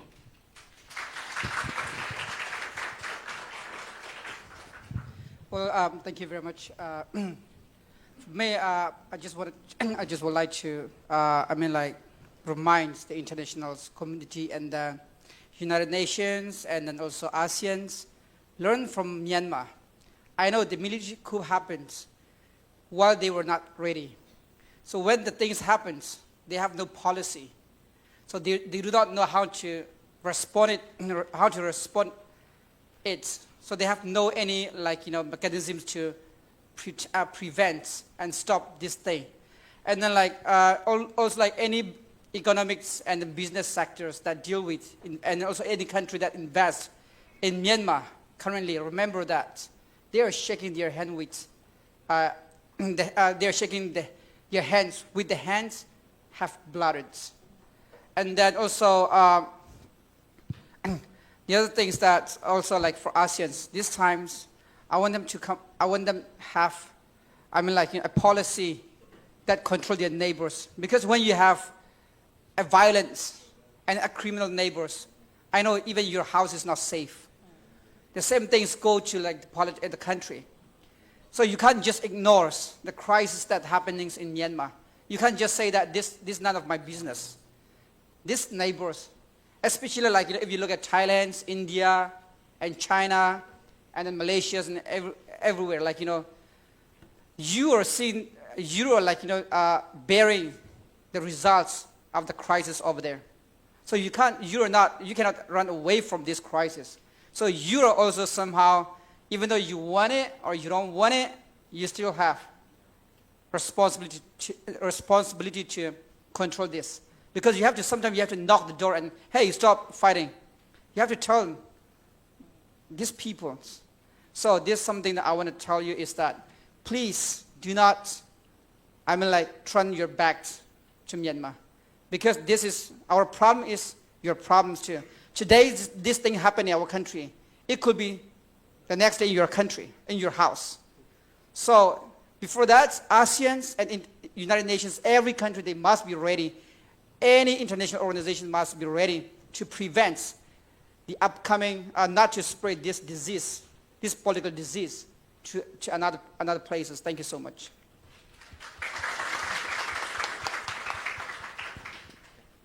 Mahi, and also you can share about, especially you're also working on refugee issues, so you can talk about that as well. My asks to Malaysia as a government and the ASEAN Chair is to start looking at the ratification of the 1951 UN Refugee Convention and the 67 protocols, and while it's at it, to actually look at ensuring that refugees can work because of the IMM 13 under Immigration Act, and to then expand this to include access to structured education and affordable healthcare. Number two, to abide by customary international law, particularly the non-refoulement principle, which says that you cannot afford to send someone back to a place where there's a likelihood of them being persecuted. And third, to actually have a moratorium on immigration raids, because there are just one too many raids every week, and to allow UNHCR access to immigration detention centers. And also for the regional body to actually look at a comprehensive protection mechanism for survivors of conflict-related sexual violence. I think this is really important. Right, thank you. Mr. Ragunath? I'll just answer the issue raised. I think the biggest problem we have is, again, the constitution of CNF. There's no provision for expelling anyone. And also in relation to the issues of even suspending a party. So what we have done is to amend the rules. So that's where we have lots of objections from Thailand. The reason being that as ASEAN, it should be consensus. So if there's any objection from anyone, we should not move forward on that. That was the biggest objection they had. So on that basis, that's how Myanmar still sits in CNF. All right. Yeah, I just want to quickly add, the sister there, she actually spoke about her request to not deport people. Well, I have a semblance of a good news for you. The civil society organizations have been having rounds of conversations and negotiations, discussions together to come up with a SOP, a standard operating procedure that will then be channeled to YB Wong Chen for him to take it up to the government. And this is about the about the non-refoulement principle, ensuring that people are not deported back. So yeah, I really hope something good comes out of it. Yeah. So I think we have come to the end of the discussion, but I'll just quick summary, because I think Myanmar issue has been there for decades. It's not only happened in 2021, right, the military coup. It happened way before, whereby the ethnicity was, minorities was being sidelined, being marginalized, that the government, even in Shashuki was in power, it doesn't really address the minorities problem, right? And conflicts keep on happening between the ethnicity. So this is what, when we want the resolutions, it's not just rejecting military, but we want a real one whereby we can resolve this kind of conflict, right? But I think we can represent the refugee communities. The appeal is like, especially in Malaysia or in other countries, you must recognize them as the most vulnerable community here, right?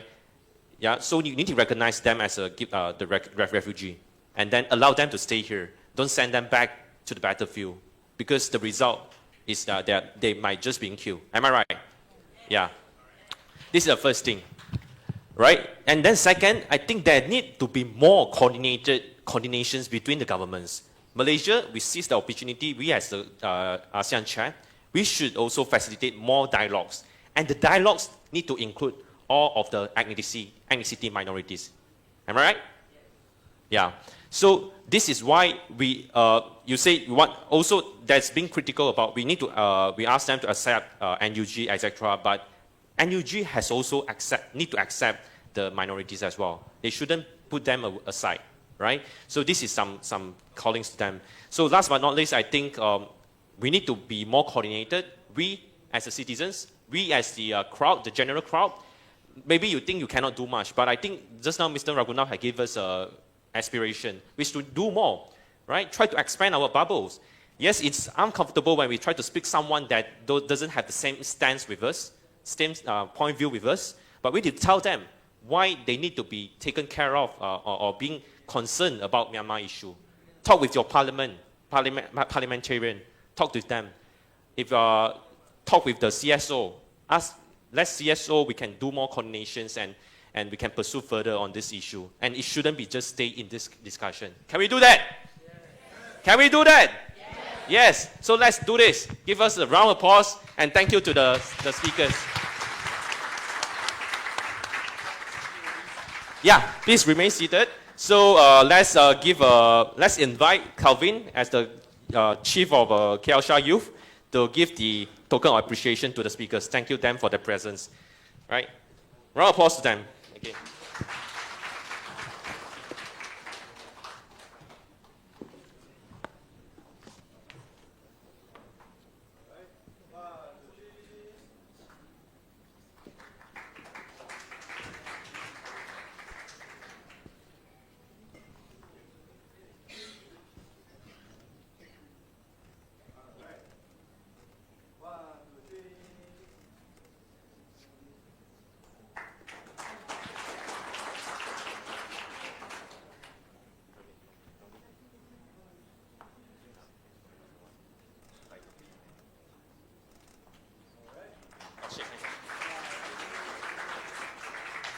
I will do this out.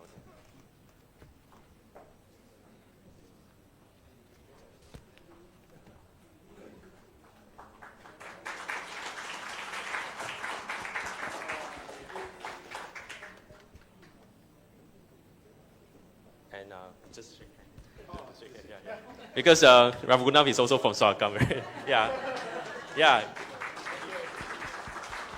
All right, may I invite all speakers, and together with Calvin, we can stand up together and also to take a group photo. And together right? With Yanka. Together with me, of course. Yeah.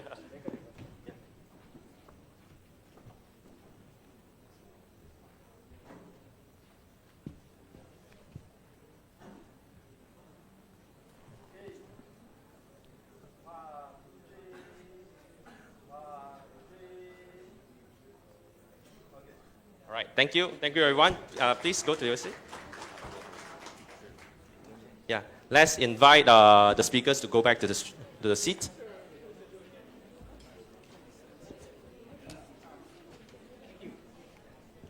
This is yours, remember?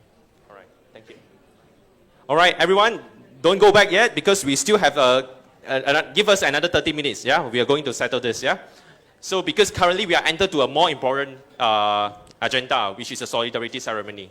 Yep. So before we go to that place, I will just give a brief introductions about BWI because I'm pulling off my head, my hats on as a moderator. All right. Can we go to the next slide, please? Yeah, next slide. Oh, the slide before. Huh?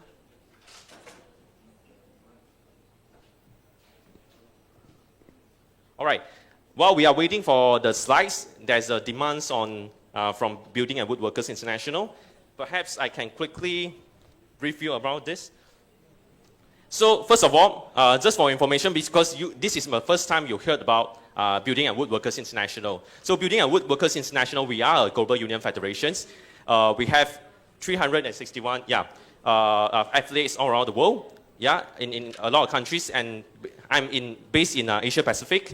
So in fact, Building and Woodworkers International, we have represent 12 million workers from constructions, building materials, and also even from the wood and forestry sectors. But even though we are workers, but we are also very concerned about the issue of Myanmar because our members, the workers, are the one being impacted the most. They lost their incomes, they lost their job opportunities, etc.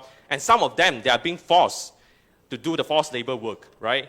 A lot of things the trade union leaders are in exile, some of them being killed, some of them being hunted, witch hunted. A lot of things happen to our members. But all of it is also about the humanitarian crisis. So this is why we need to give more concern about this. So this is about what BWI is doing. But these are key demands that we are asking the governments to do, and you as the general audience as well. So the first is to enforce the ILO Article 33. And this is very important because ILO, International Labour Organization, has already deployed the Commission of Inquiry to Myanmar to do the investigation. And they found out a lot of findings about the sexual violence, about the forced labor, prison forced labor, and even what we call the forced military conscriptions. This is what's happening inside. And the unions cannot functioning properly. And this is what's happening, right? The freedom of association is being violated. So ILO Article 33 is is very important is upcoming June. Yeah, there's going to have an international labor conference in Geneva. So we hope that the governments, the trade unions, and also the employers can all agree to invoke the Article 33 of Myanmar to start the procedure on the sanction, economic sanction, etc. Right? And this already happened in 10 years ago, decades ago, right, on Myanmar. So this is not new. So we hope that you can do this. And then we need to counter the sham election. No need to explain too much because we all know that it's illegitimate. It's just a tool for the government, the military government to legitimize themselves. So we need to counter this, and we need to suspend the Myanmar Human Rights Commissions from CNF. But I also acknowledge that currently the process is a bit difficult because there's no any provision, and we all talk about consensus. But we hope that SUHAKAM and other Human Rights Commission in ASEAN can discuss about this, find a procedure, find a way, because we cannot let MHRC to become the whitewashing tool on the authority of Myanmar military junta.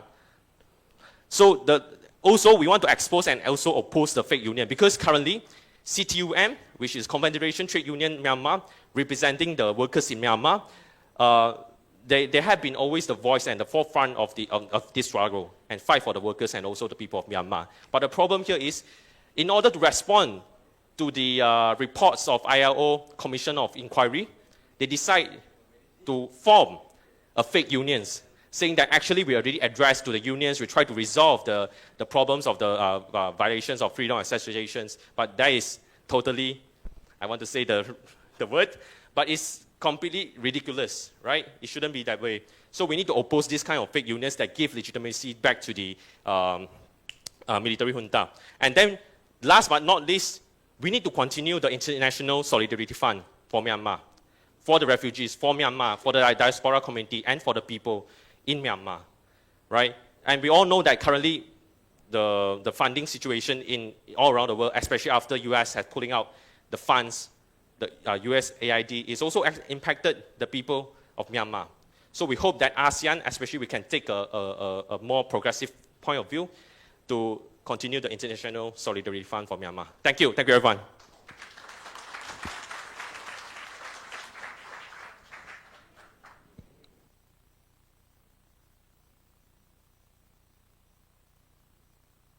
Panelists, moderator, and thank you so much for sharing your valuable insights.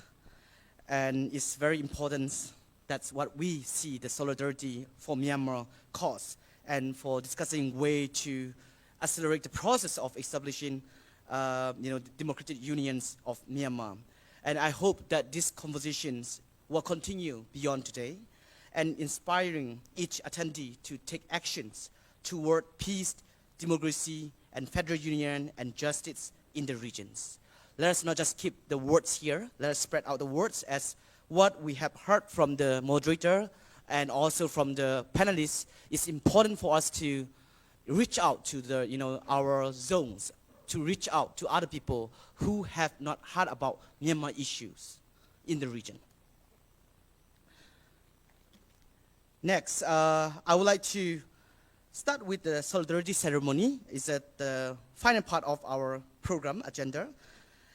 We will now move to the solidarity ceremony, and please join me in giving a warm round of applause to welcome Sothat Deng, representative of Myanmar Affairs Alliance, to deliver a short speech.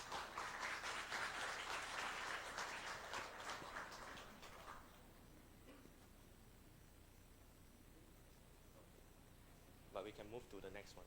Okay. No? Is it? Yeah.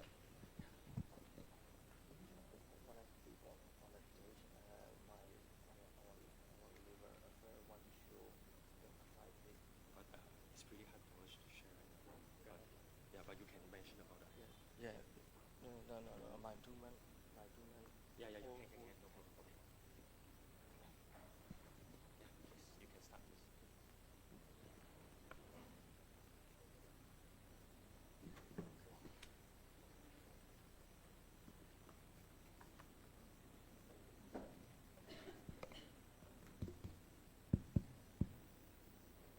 It's working.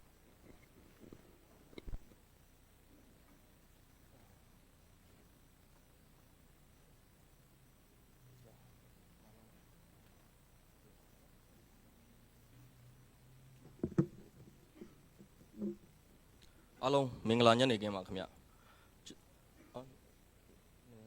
Nanelo me and Bio Naga. Okay. Die me like a Jaiga in Yawa. Okay. Yeah, you know, and then he chango. Okay. Go and then you okay.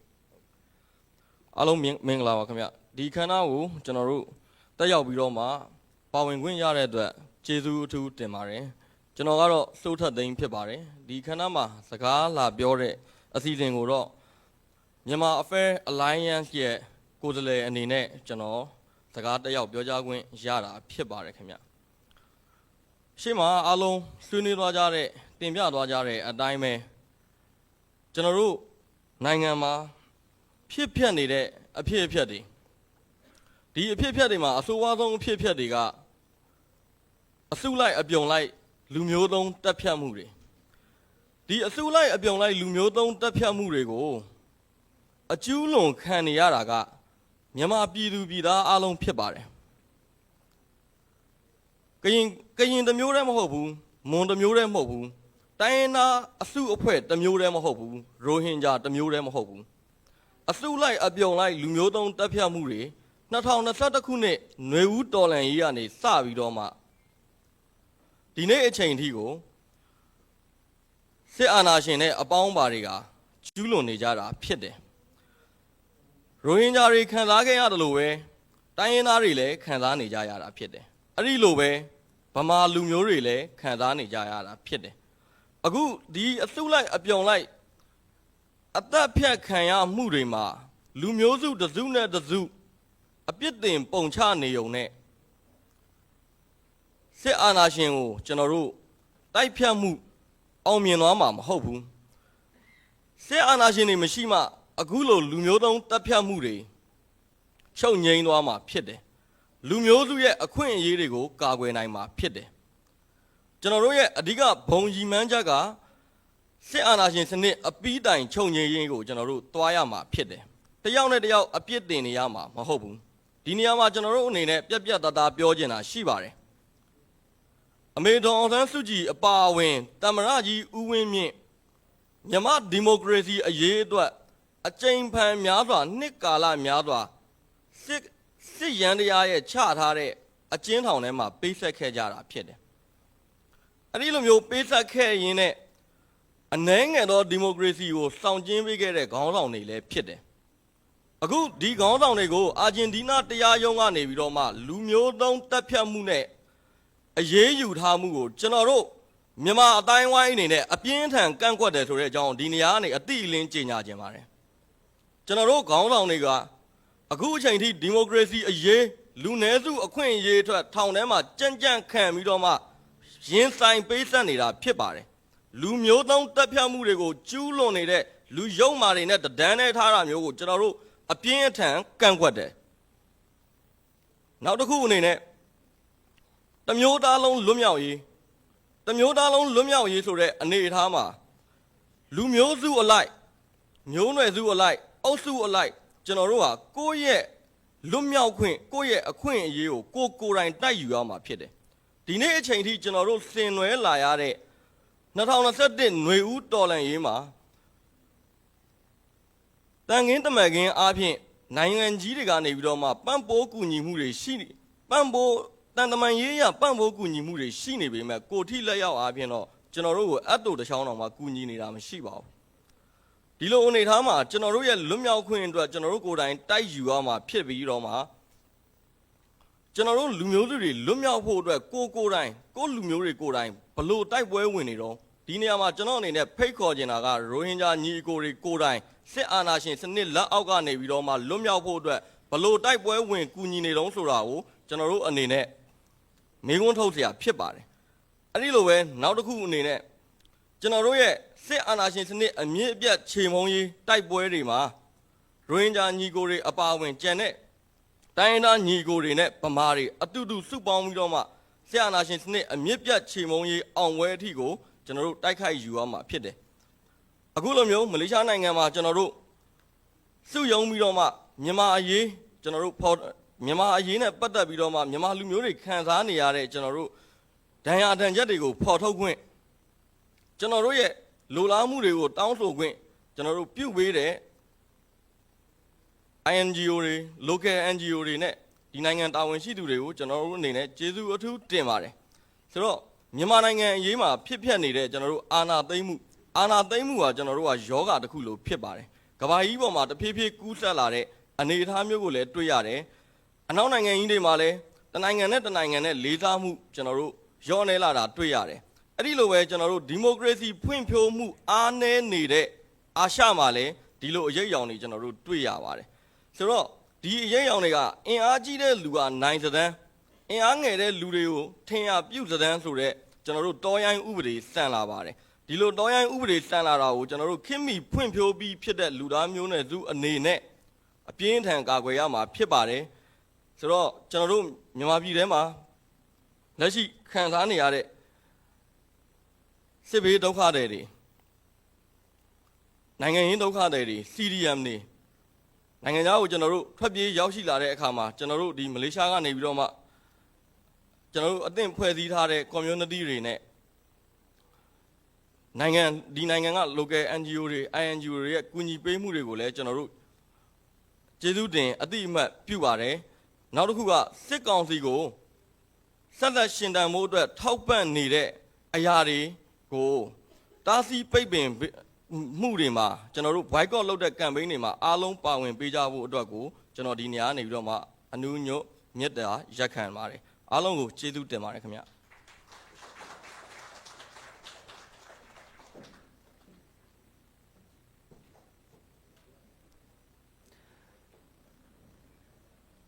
Thank you so much, Suta Ting, for your remark. Next, I would like to invite Mr. Kevin Lee, Chief of Kuala Lumpur Selangor Chinese Assembly Hall, KLSCAH Youth Sections, to the stage for his solidarity speech.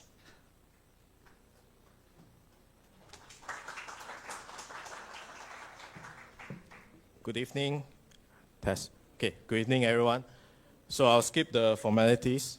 Ladies and gentlemen, today we gather in solidarity with the people of Myanmar, who for the past 4 years have endured unimaginable suffering under the brutal rule of the military junta.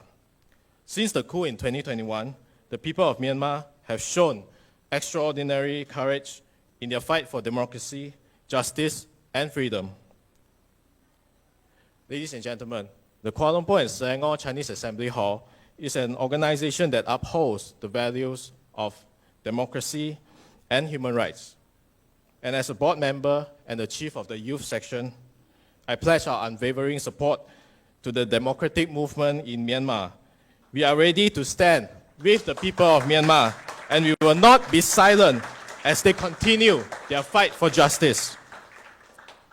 The military junta has waged a war against its own people, and the people of Myanmar have spoken. The 2020 election is a clear sign that the people rejected the military rule.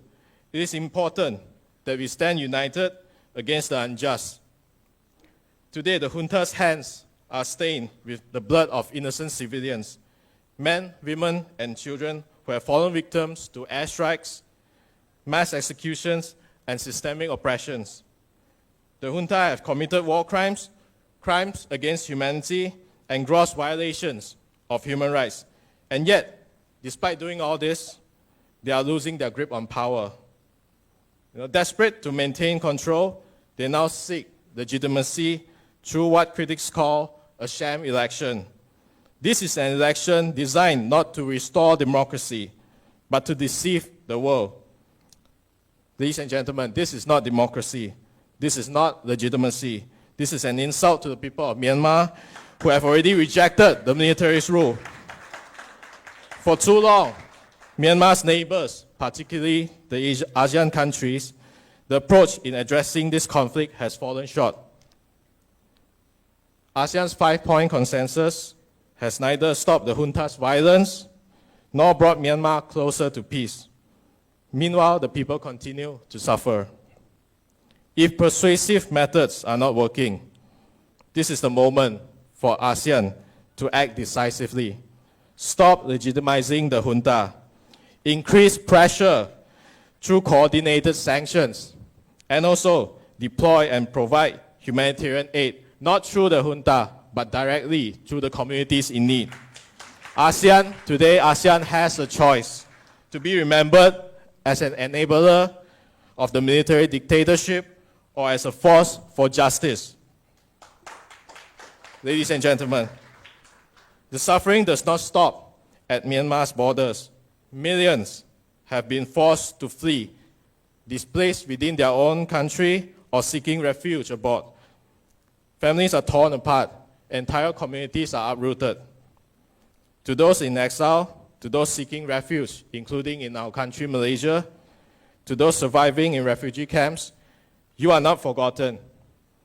And we stand with you in your right to return home, to live with dignity, and to reclaim the future that was stolen from you. The people of Myanmar have shown to the world that the spirit of democracy cannot be crushed by guns or oppression. Their struggle is a testament to a power of resistance.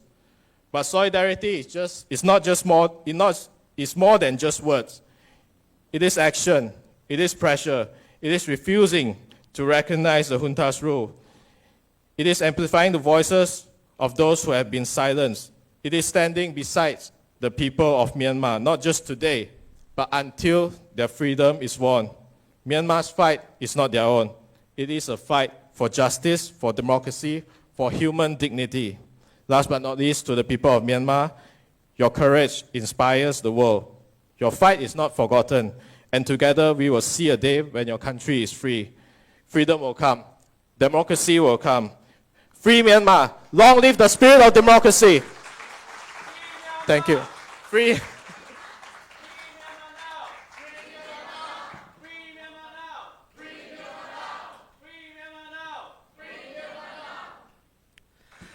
Thank you so much, Mr. Kevin, for your unwavering support and the solidarity remarks for the political struggle of the people of Myanmar. Now, let's welcome Ms. Nico Fong, Research and Advocacy Officer, Amnesty International Malaysia, to give a brief solidarity speech. Thank you.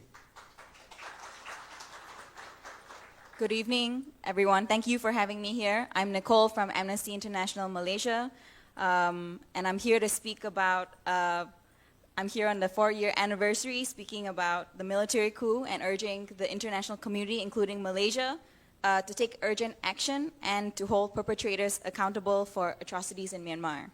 This year represents a turning point for accountability in Myanmar. While the military remains in control, they are losing ground in many areas. Amid rapidly evolving hostilities and shifting political dynamics, renewed efforts must push for justice and a future rooted in human rights. Since the 2021 coup, Myanmar's military junta has killed more than 6,000 people, arbitrarily detained over 20,000, and resumed judicial executions. More than 3.5 million people have been displaced. Human rights groups have documented the military's torture of detainees, indiscriminate attacks, and the blocking of humanitarian aid, actions that may amount to crimes against humanity and war crimes.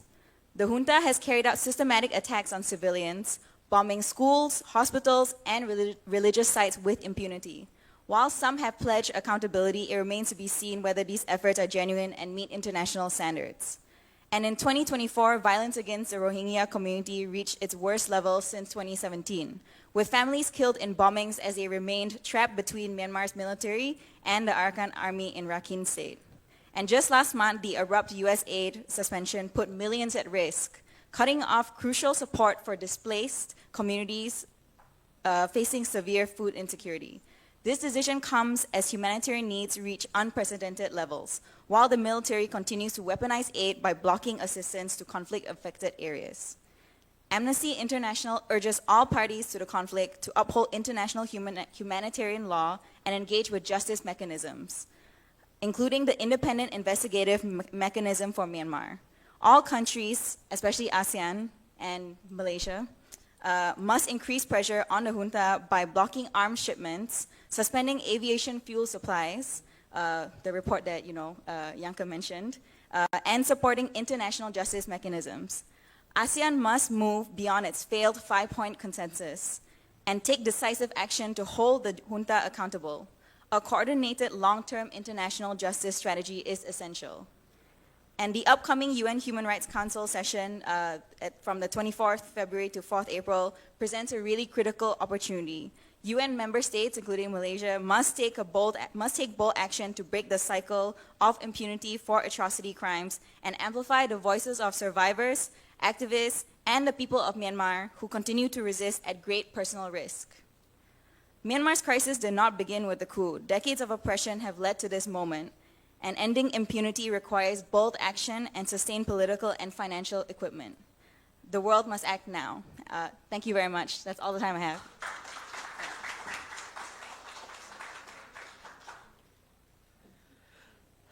Thank you so much for your powerful words of solidarity, Ms. Nicole Fong. Now, I would like to pass the time to Ms. Christina from Amnesty International Malaysia, who will lead us the paper-playing solidarity actions. Let us welcome her to the stage.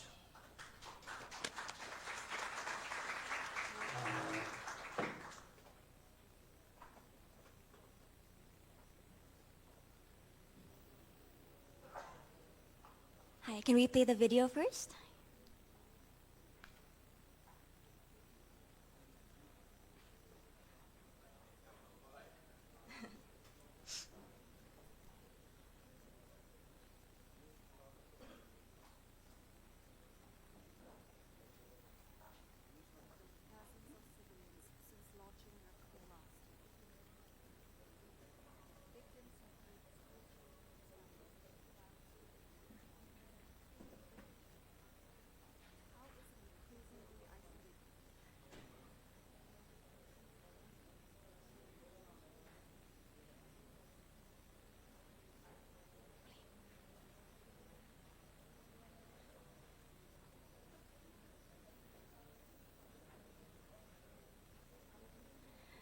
Sorry, technical issues. We'll be back shortly. Something with the audio. But thank you all for still being here. I think there are about 80 of you. If you would like, please do get some tea, some refreshments while we wait.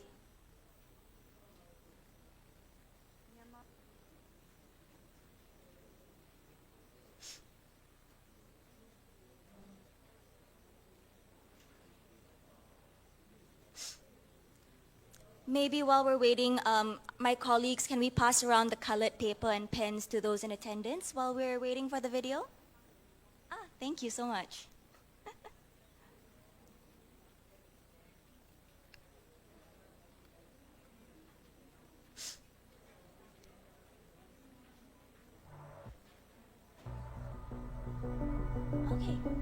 Myanmar's military airstrikes have killed dozens of civilians since launching a coup last year. Victims include school children and families killed while sleeping in their homes. But how is an increasingly isolated military, condemned around the world, getting jet fuel? To find out, we looked through leaked documents, satellite images, and vessel tracking data.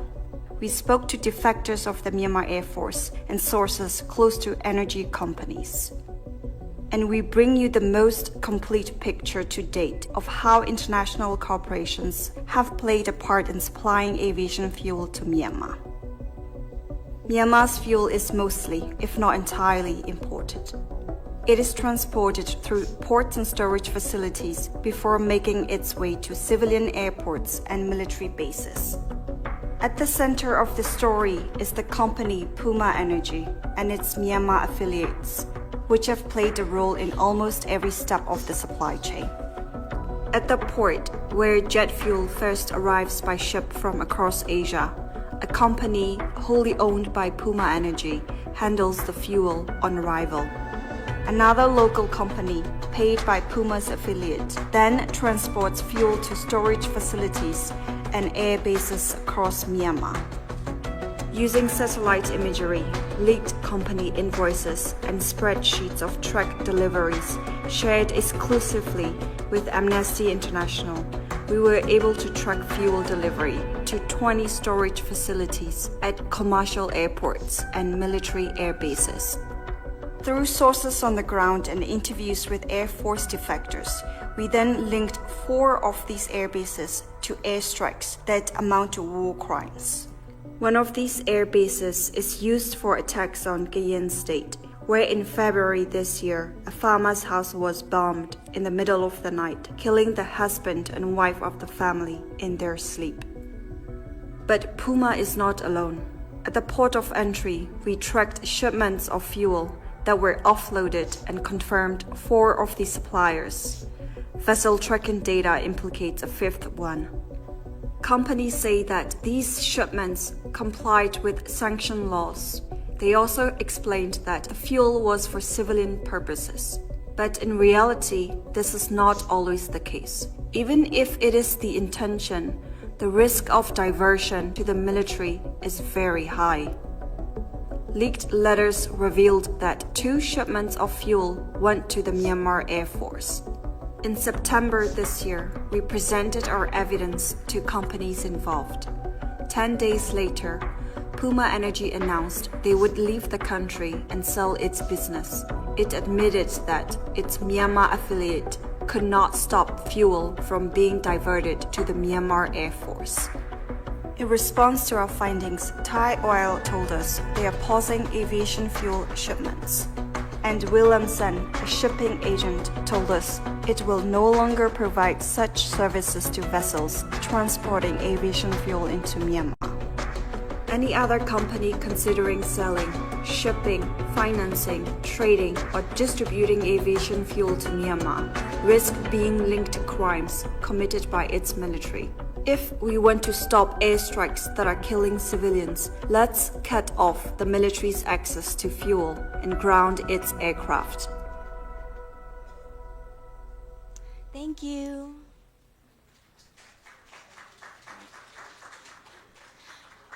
Hi everyone, I'm Christina from Amnesty International Malaysia. Again, thank you so much for still being here. I know it's quite late, so I'll make this quick. There's also a wonderful performance that's happening right after me, so please stay tuned for that. But as you saw in the video, and as many of you already know, after the military coup in 2021 and the brutal crackdown on protesters, the fighting between the Myanmar military and armed groups across the country escalated significantly, right? And since then, the Myanmar military has relied on its air force, which regularly carries out airstrikes with fighter jets and attack helicopters. These airstrikes have killed, maimed, and displaced civilians across the country, targeting schools, IDP camps, and other civilian infrastructure.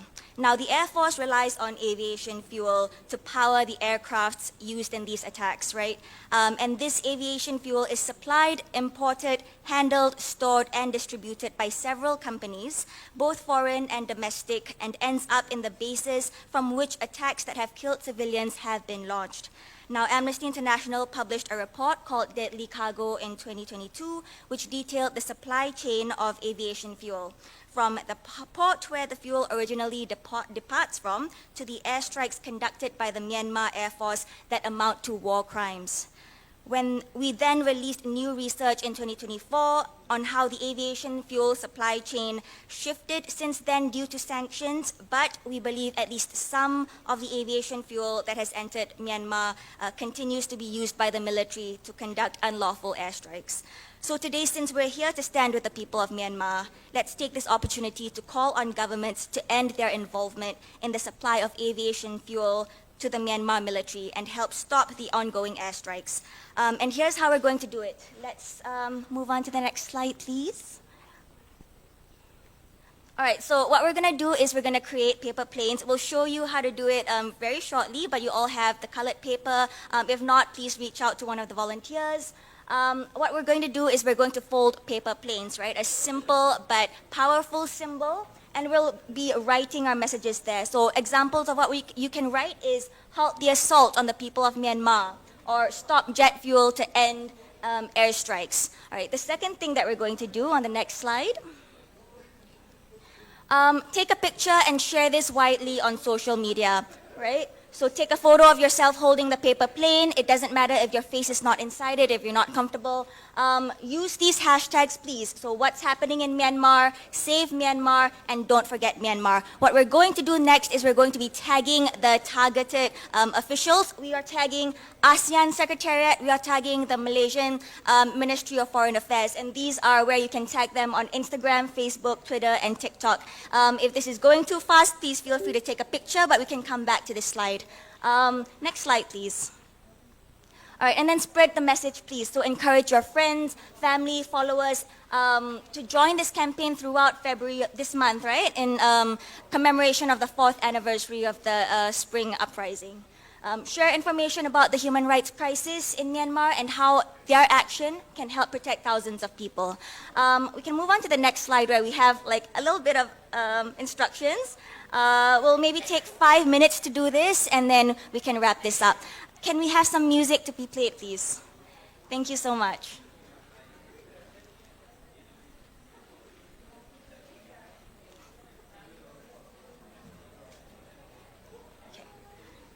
Okay.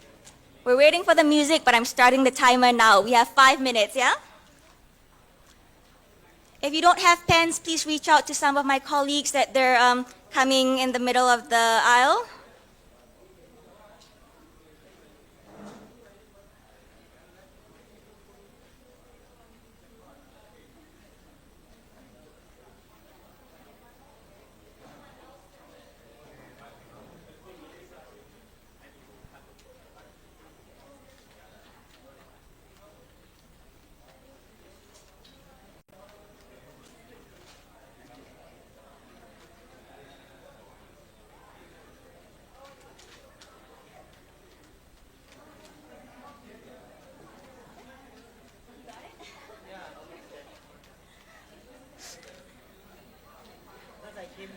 Yeah? Oh, right, you came to our office, right? Yes. Okay, so if it's too small, if the instructions are too small, first fold the paper in half, like so, and then you want to make 2 folds up here, and then it should look like that. And then you're going to fold the wings until you have flat wings, and that's where you're going to write your message.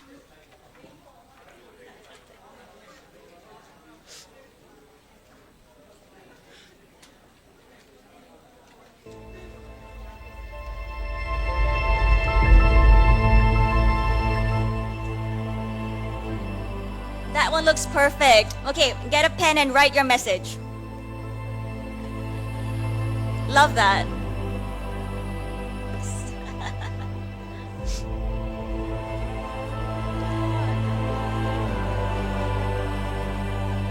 Okay, we have 4 more minutes.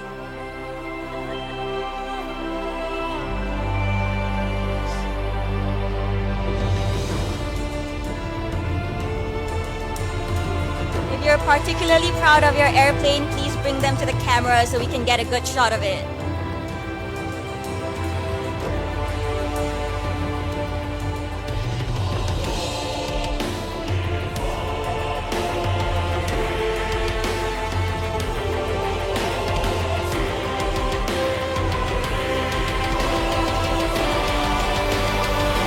Three more minutes.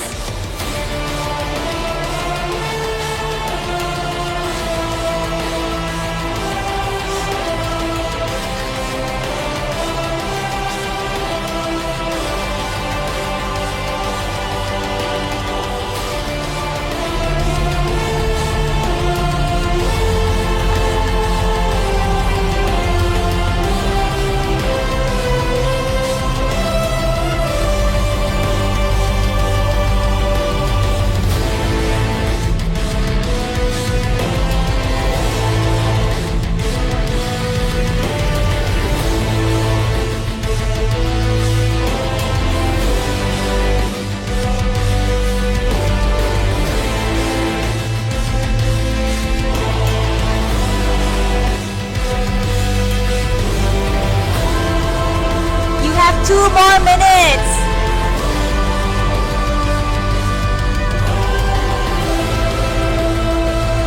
The messages we want to write are halt halt the assault on the people of Myanmar and stop Stop aviation fuel? Sorry. Yes. Halt the assault on the people of Myanmar and then stop jet fuel something.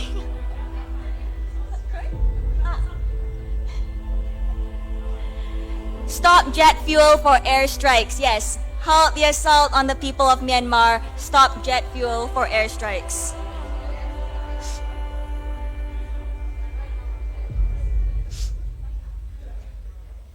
Okay. If you're done, please take a picture, tag the ASEAN Secretariat, tag the Ministry of Foreign Affairs Malaysia. Let them know that we want them to focus on this issue. You have 1 more minute before we wrap up. I think most people are done.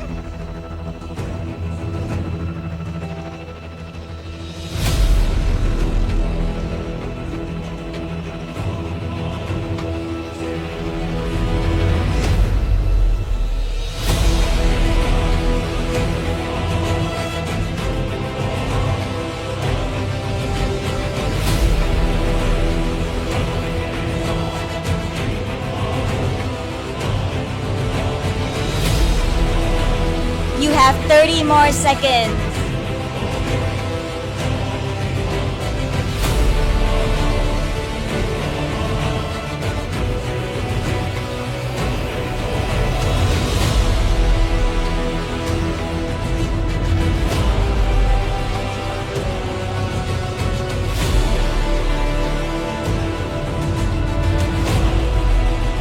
More seconds.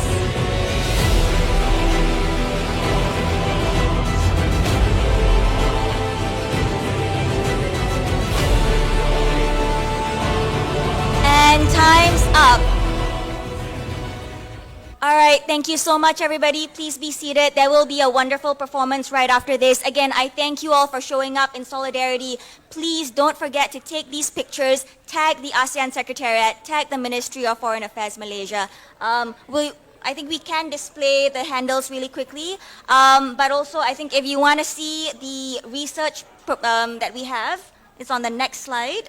Okay, here, if you want to take another quick shot of the social media handles on Facebook, Twitter, Instagram, and TikTok, Wisma Putra, Tokmat Hassan, ASEAN Secretariat. Okay, we can move on to the 5th slide, I think. Thank you. Okay, if you want to take a look at the research that we have, it's called Deadly Cargo.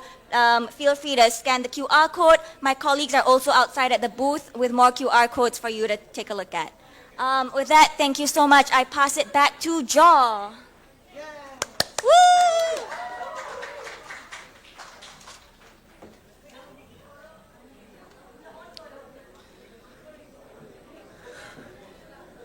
Thank you so much, Christina, for leading these meaningful solidarity actions. I hope that everyone has found a way how to tag and how to hashtag and how to do the playing more in a good way. All right.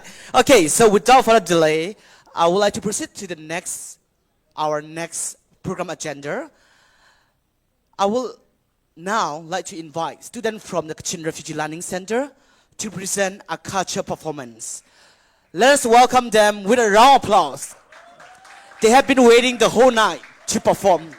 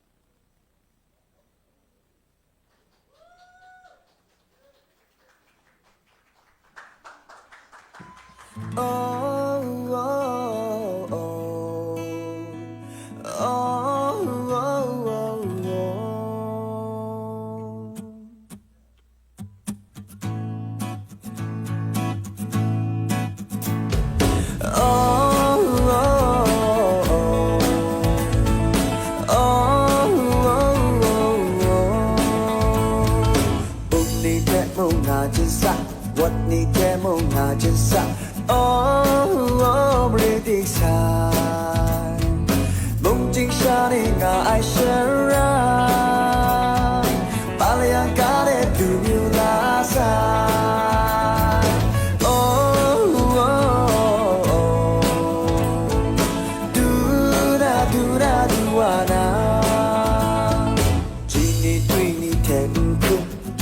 Qua thẹt mùng khung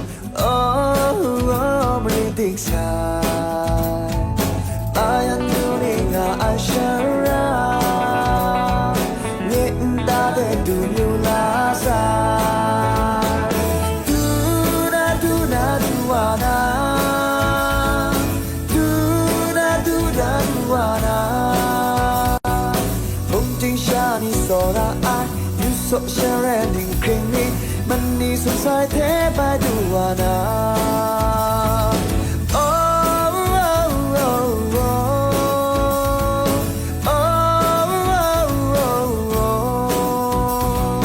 You so share ni kini Om bata te duana Bata manao pe nao trong nao ga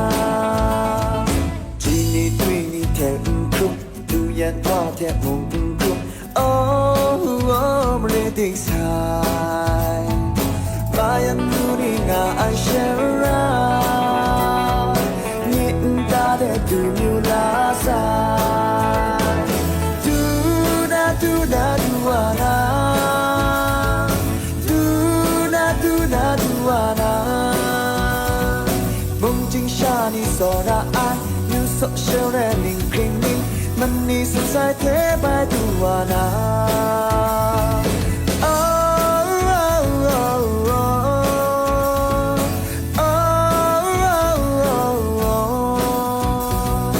You so share ni kini Ong batang te duana Batang manao pe nao trong nao ga Du na duana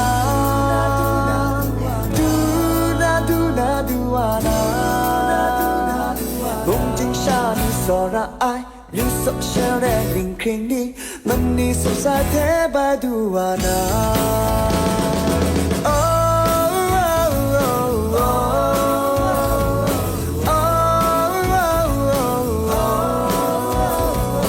You so share đình kring đi Ông batang thế duana Batang manao pe nao trong nao ga So share đình kring đi Ông batang te dua ten Batang manao pe nao trong nao da Duana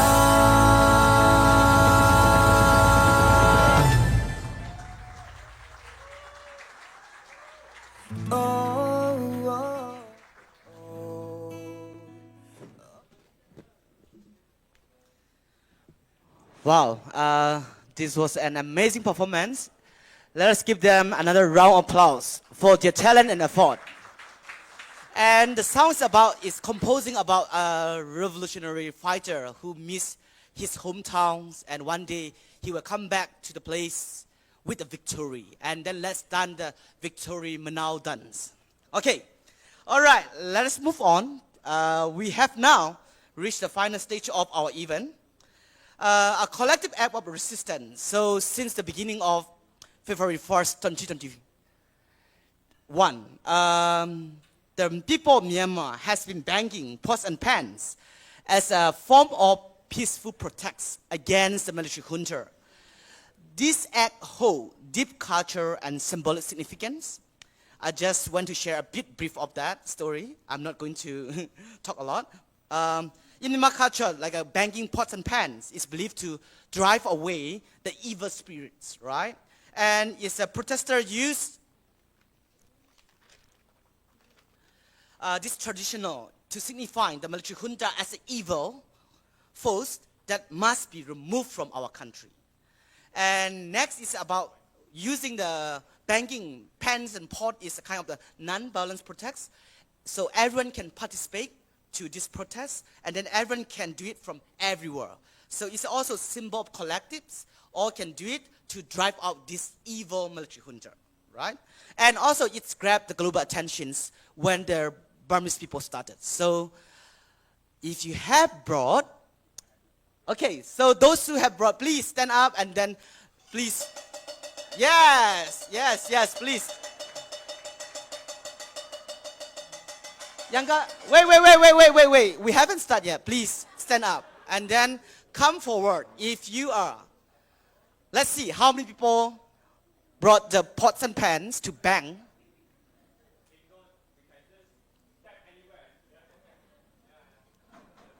Or I think someone also, some of you also can take the, if they are allowed, plates and, the plates and spoon. Tang, okay. Don't break it, okay? You can do it very, very slowly, yeah. If you break it, you have to pay, huh? Okay, okay, how many of you, please, those who bring, no, let's start together, sorry, Yanka. Sorry, yeah, it's a collective action, so we should start together as well. Okay, so I'm going to count, and then when you are doing that, you can chant, victory for us, okay? Free Myanmar now. You say good things for the people, and you banging the pots and pans to chase out the evil military junta, all right? Can we do that? Yeah. Okay, let's start. 1, 2, 3. Free Myanmar now. Federal democracy. Federal democracy. Right for all. Right for all.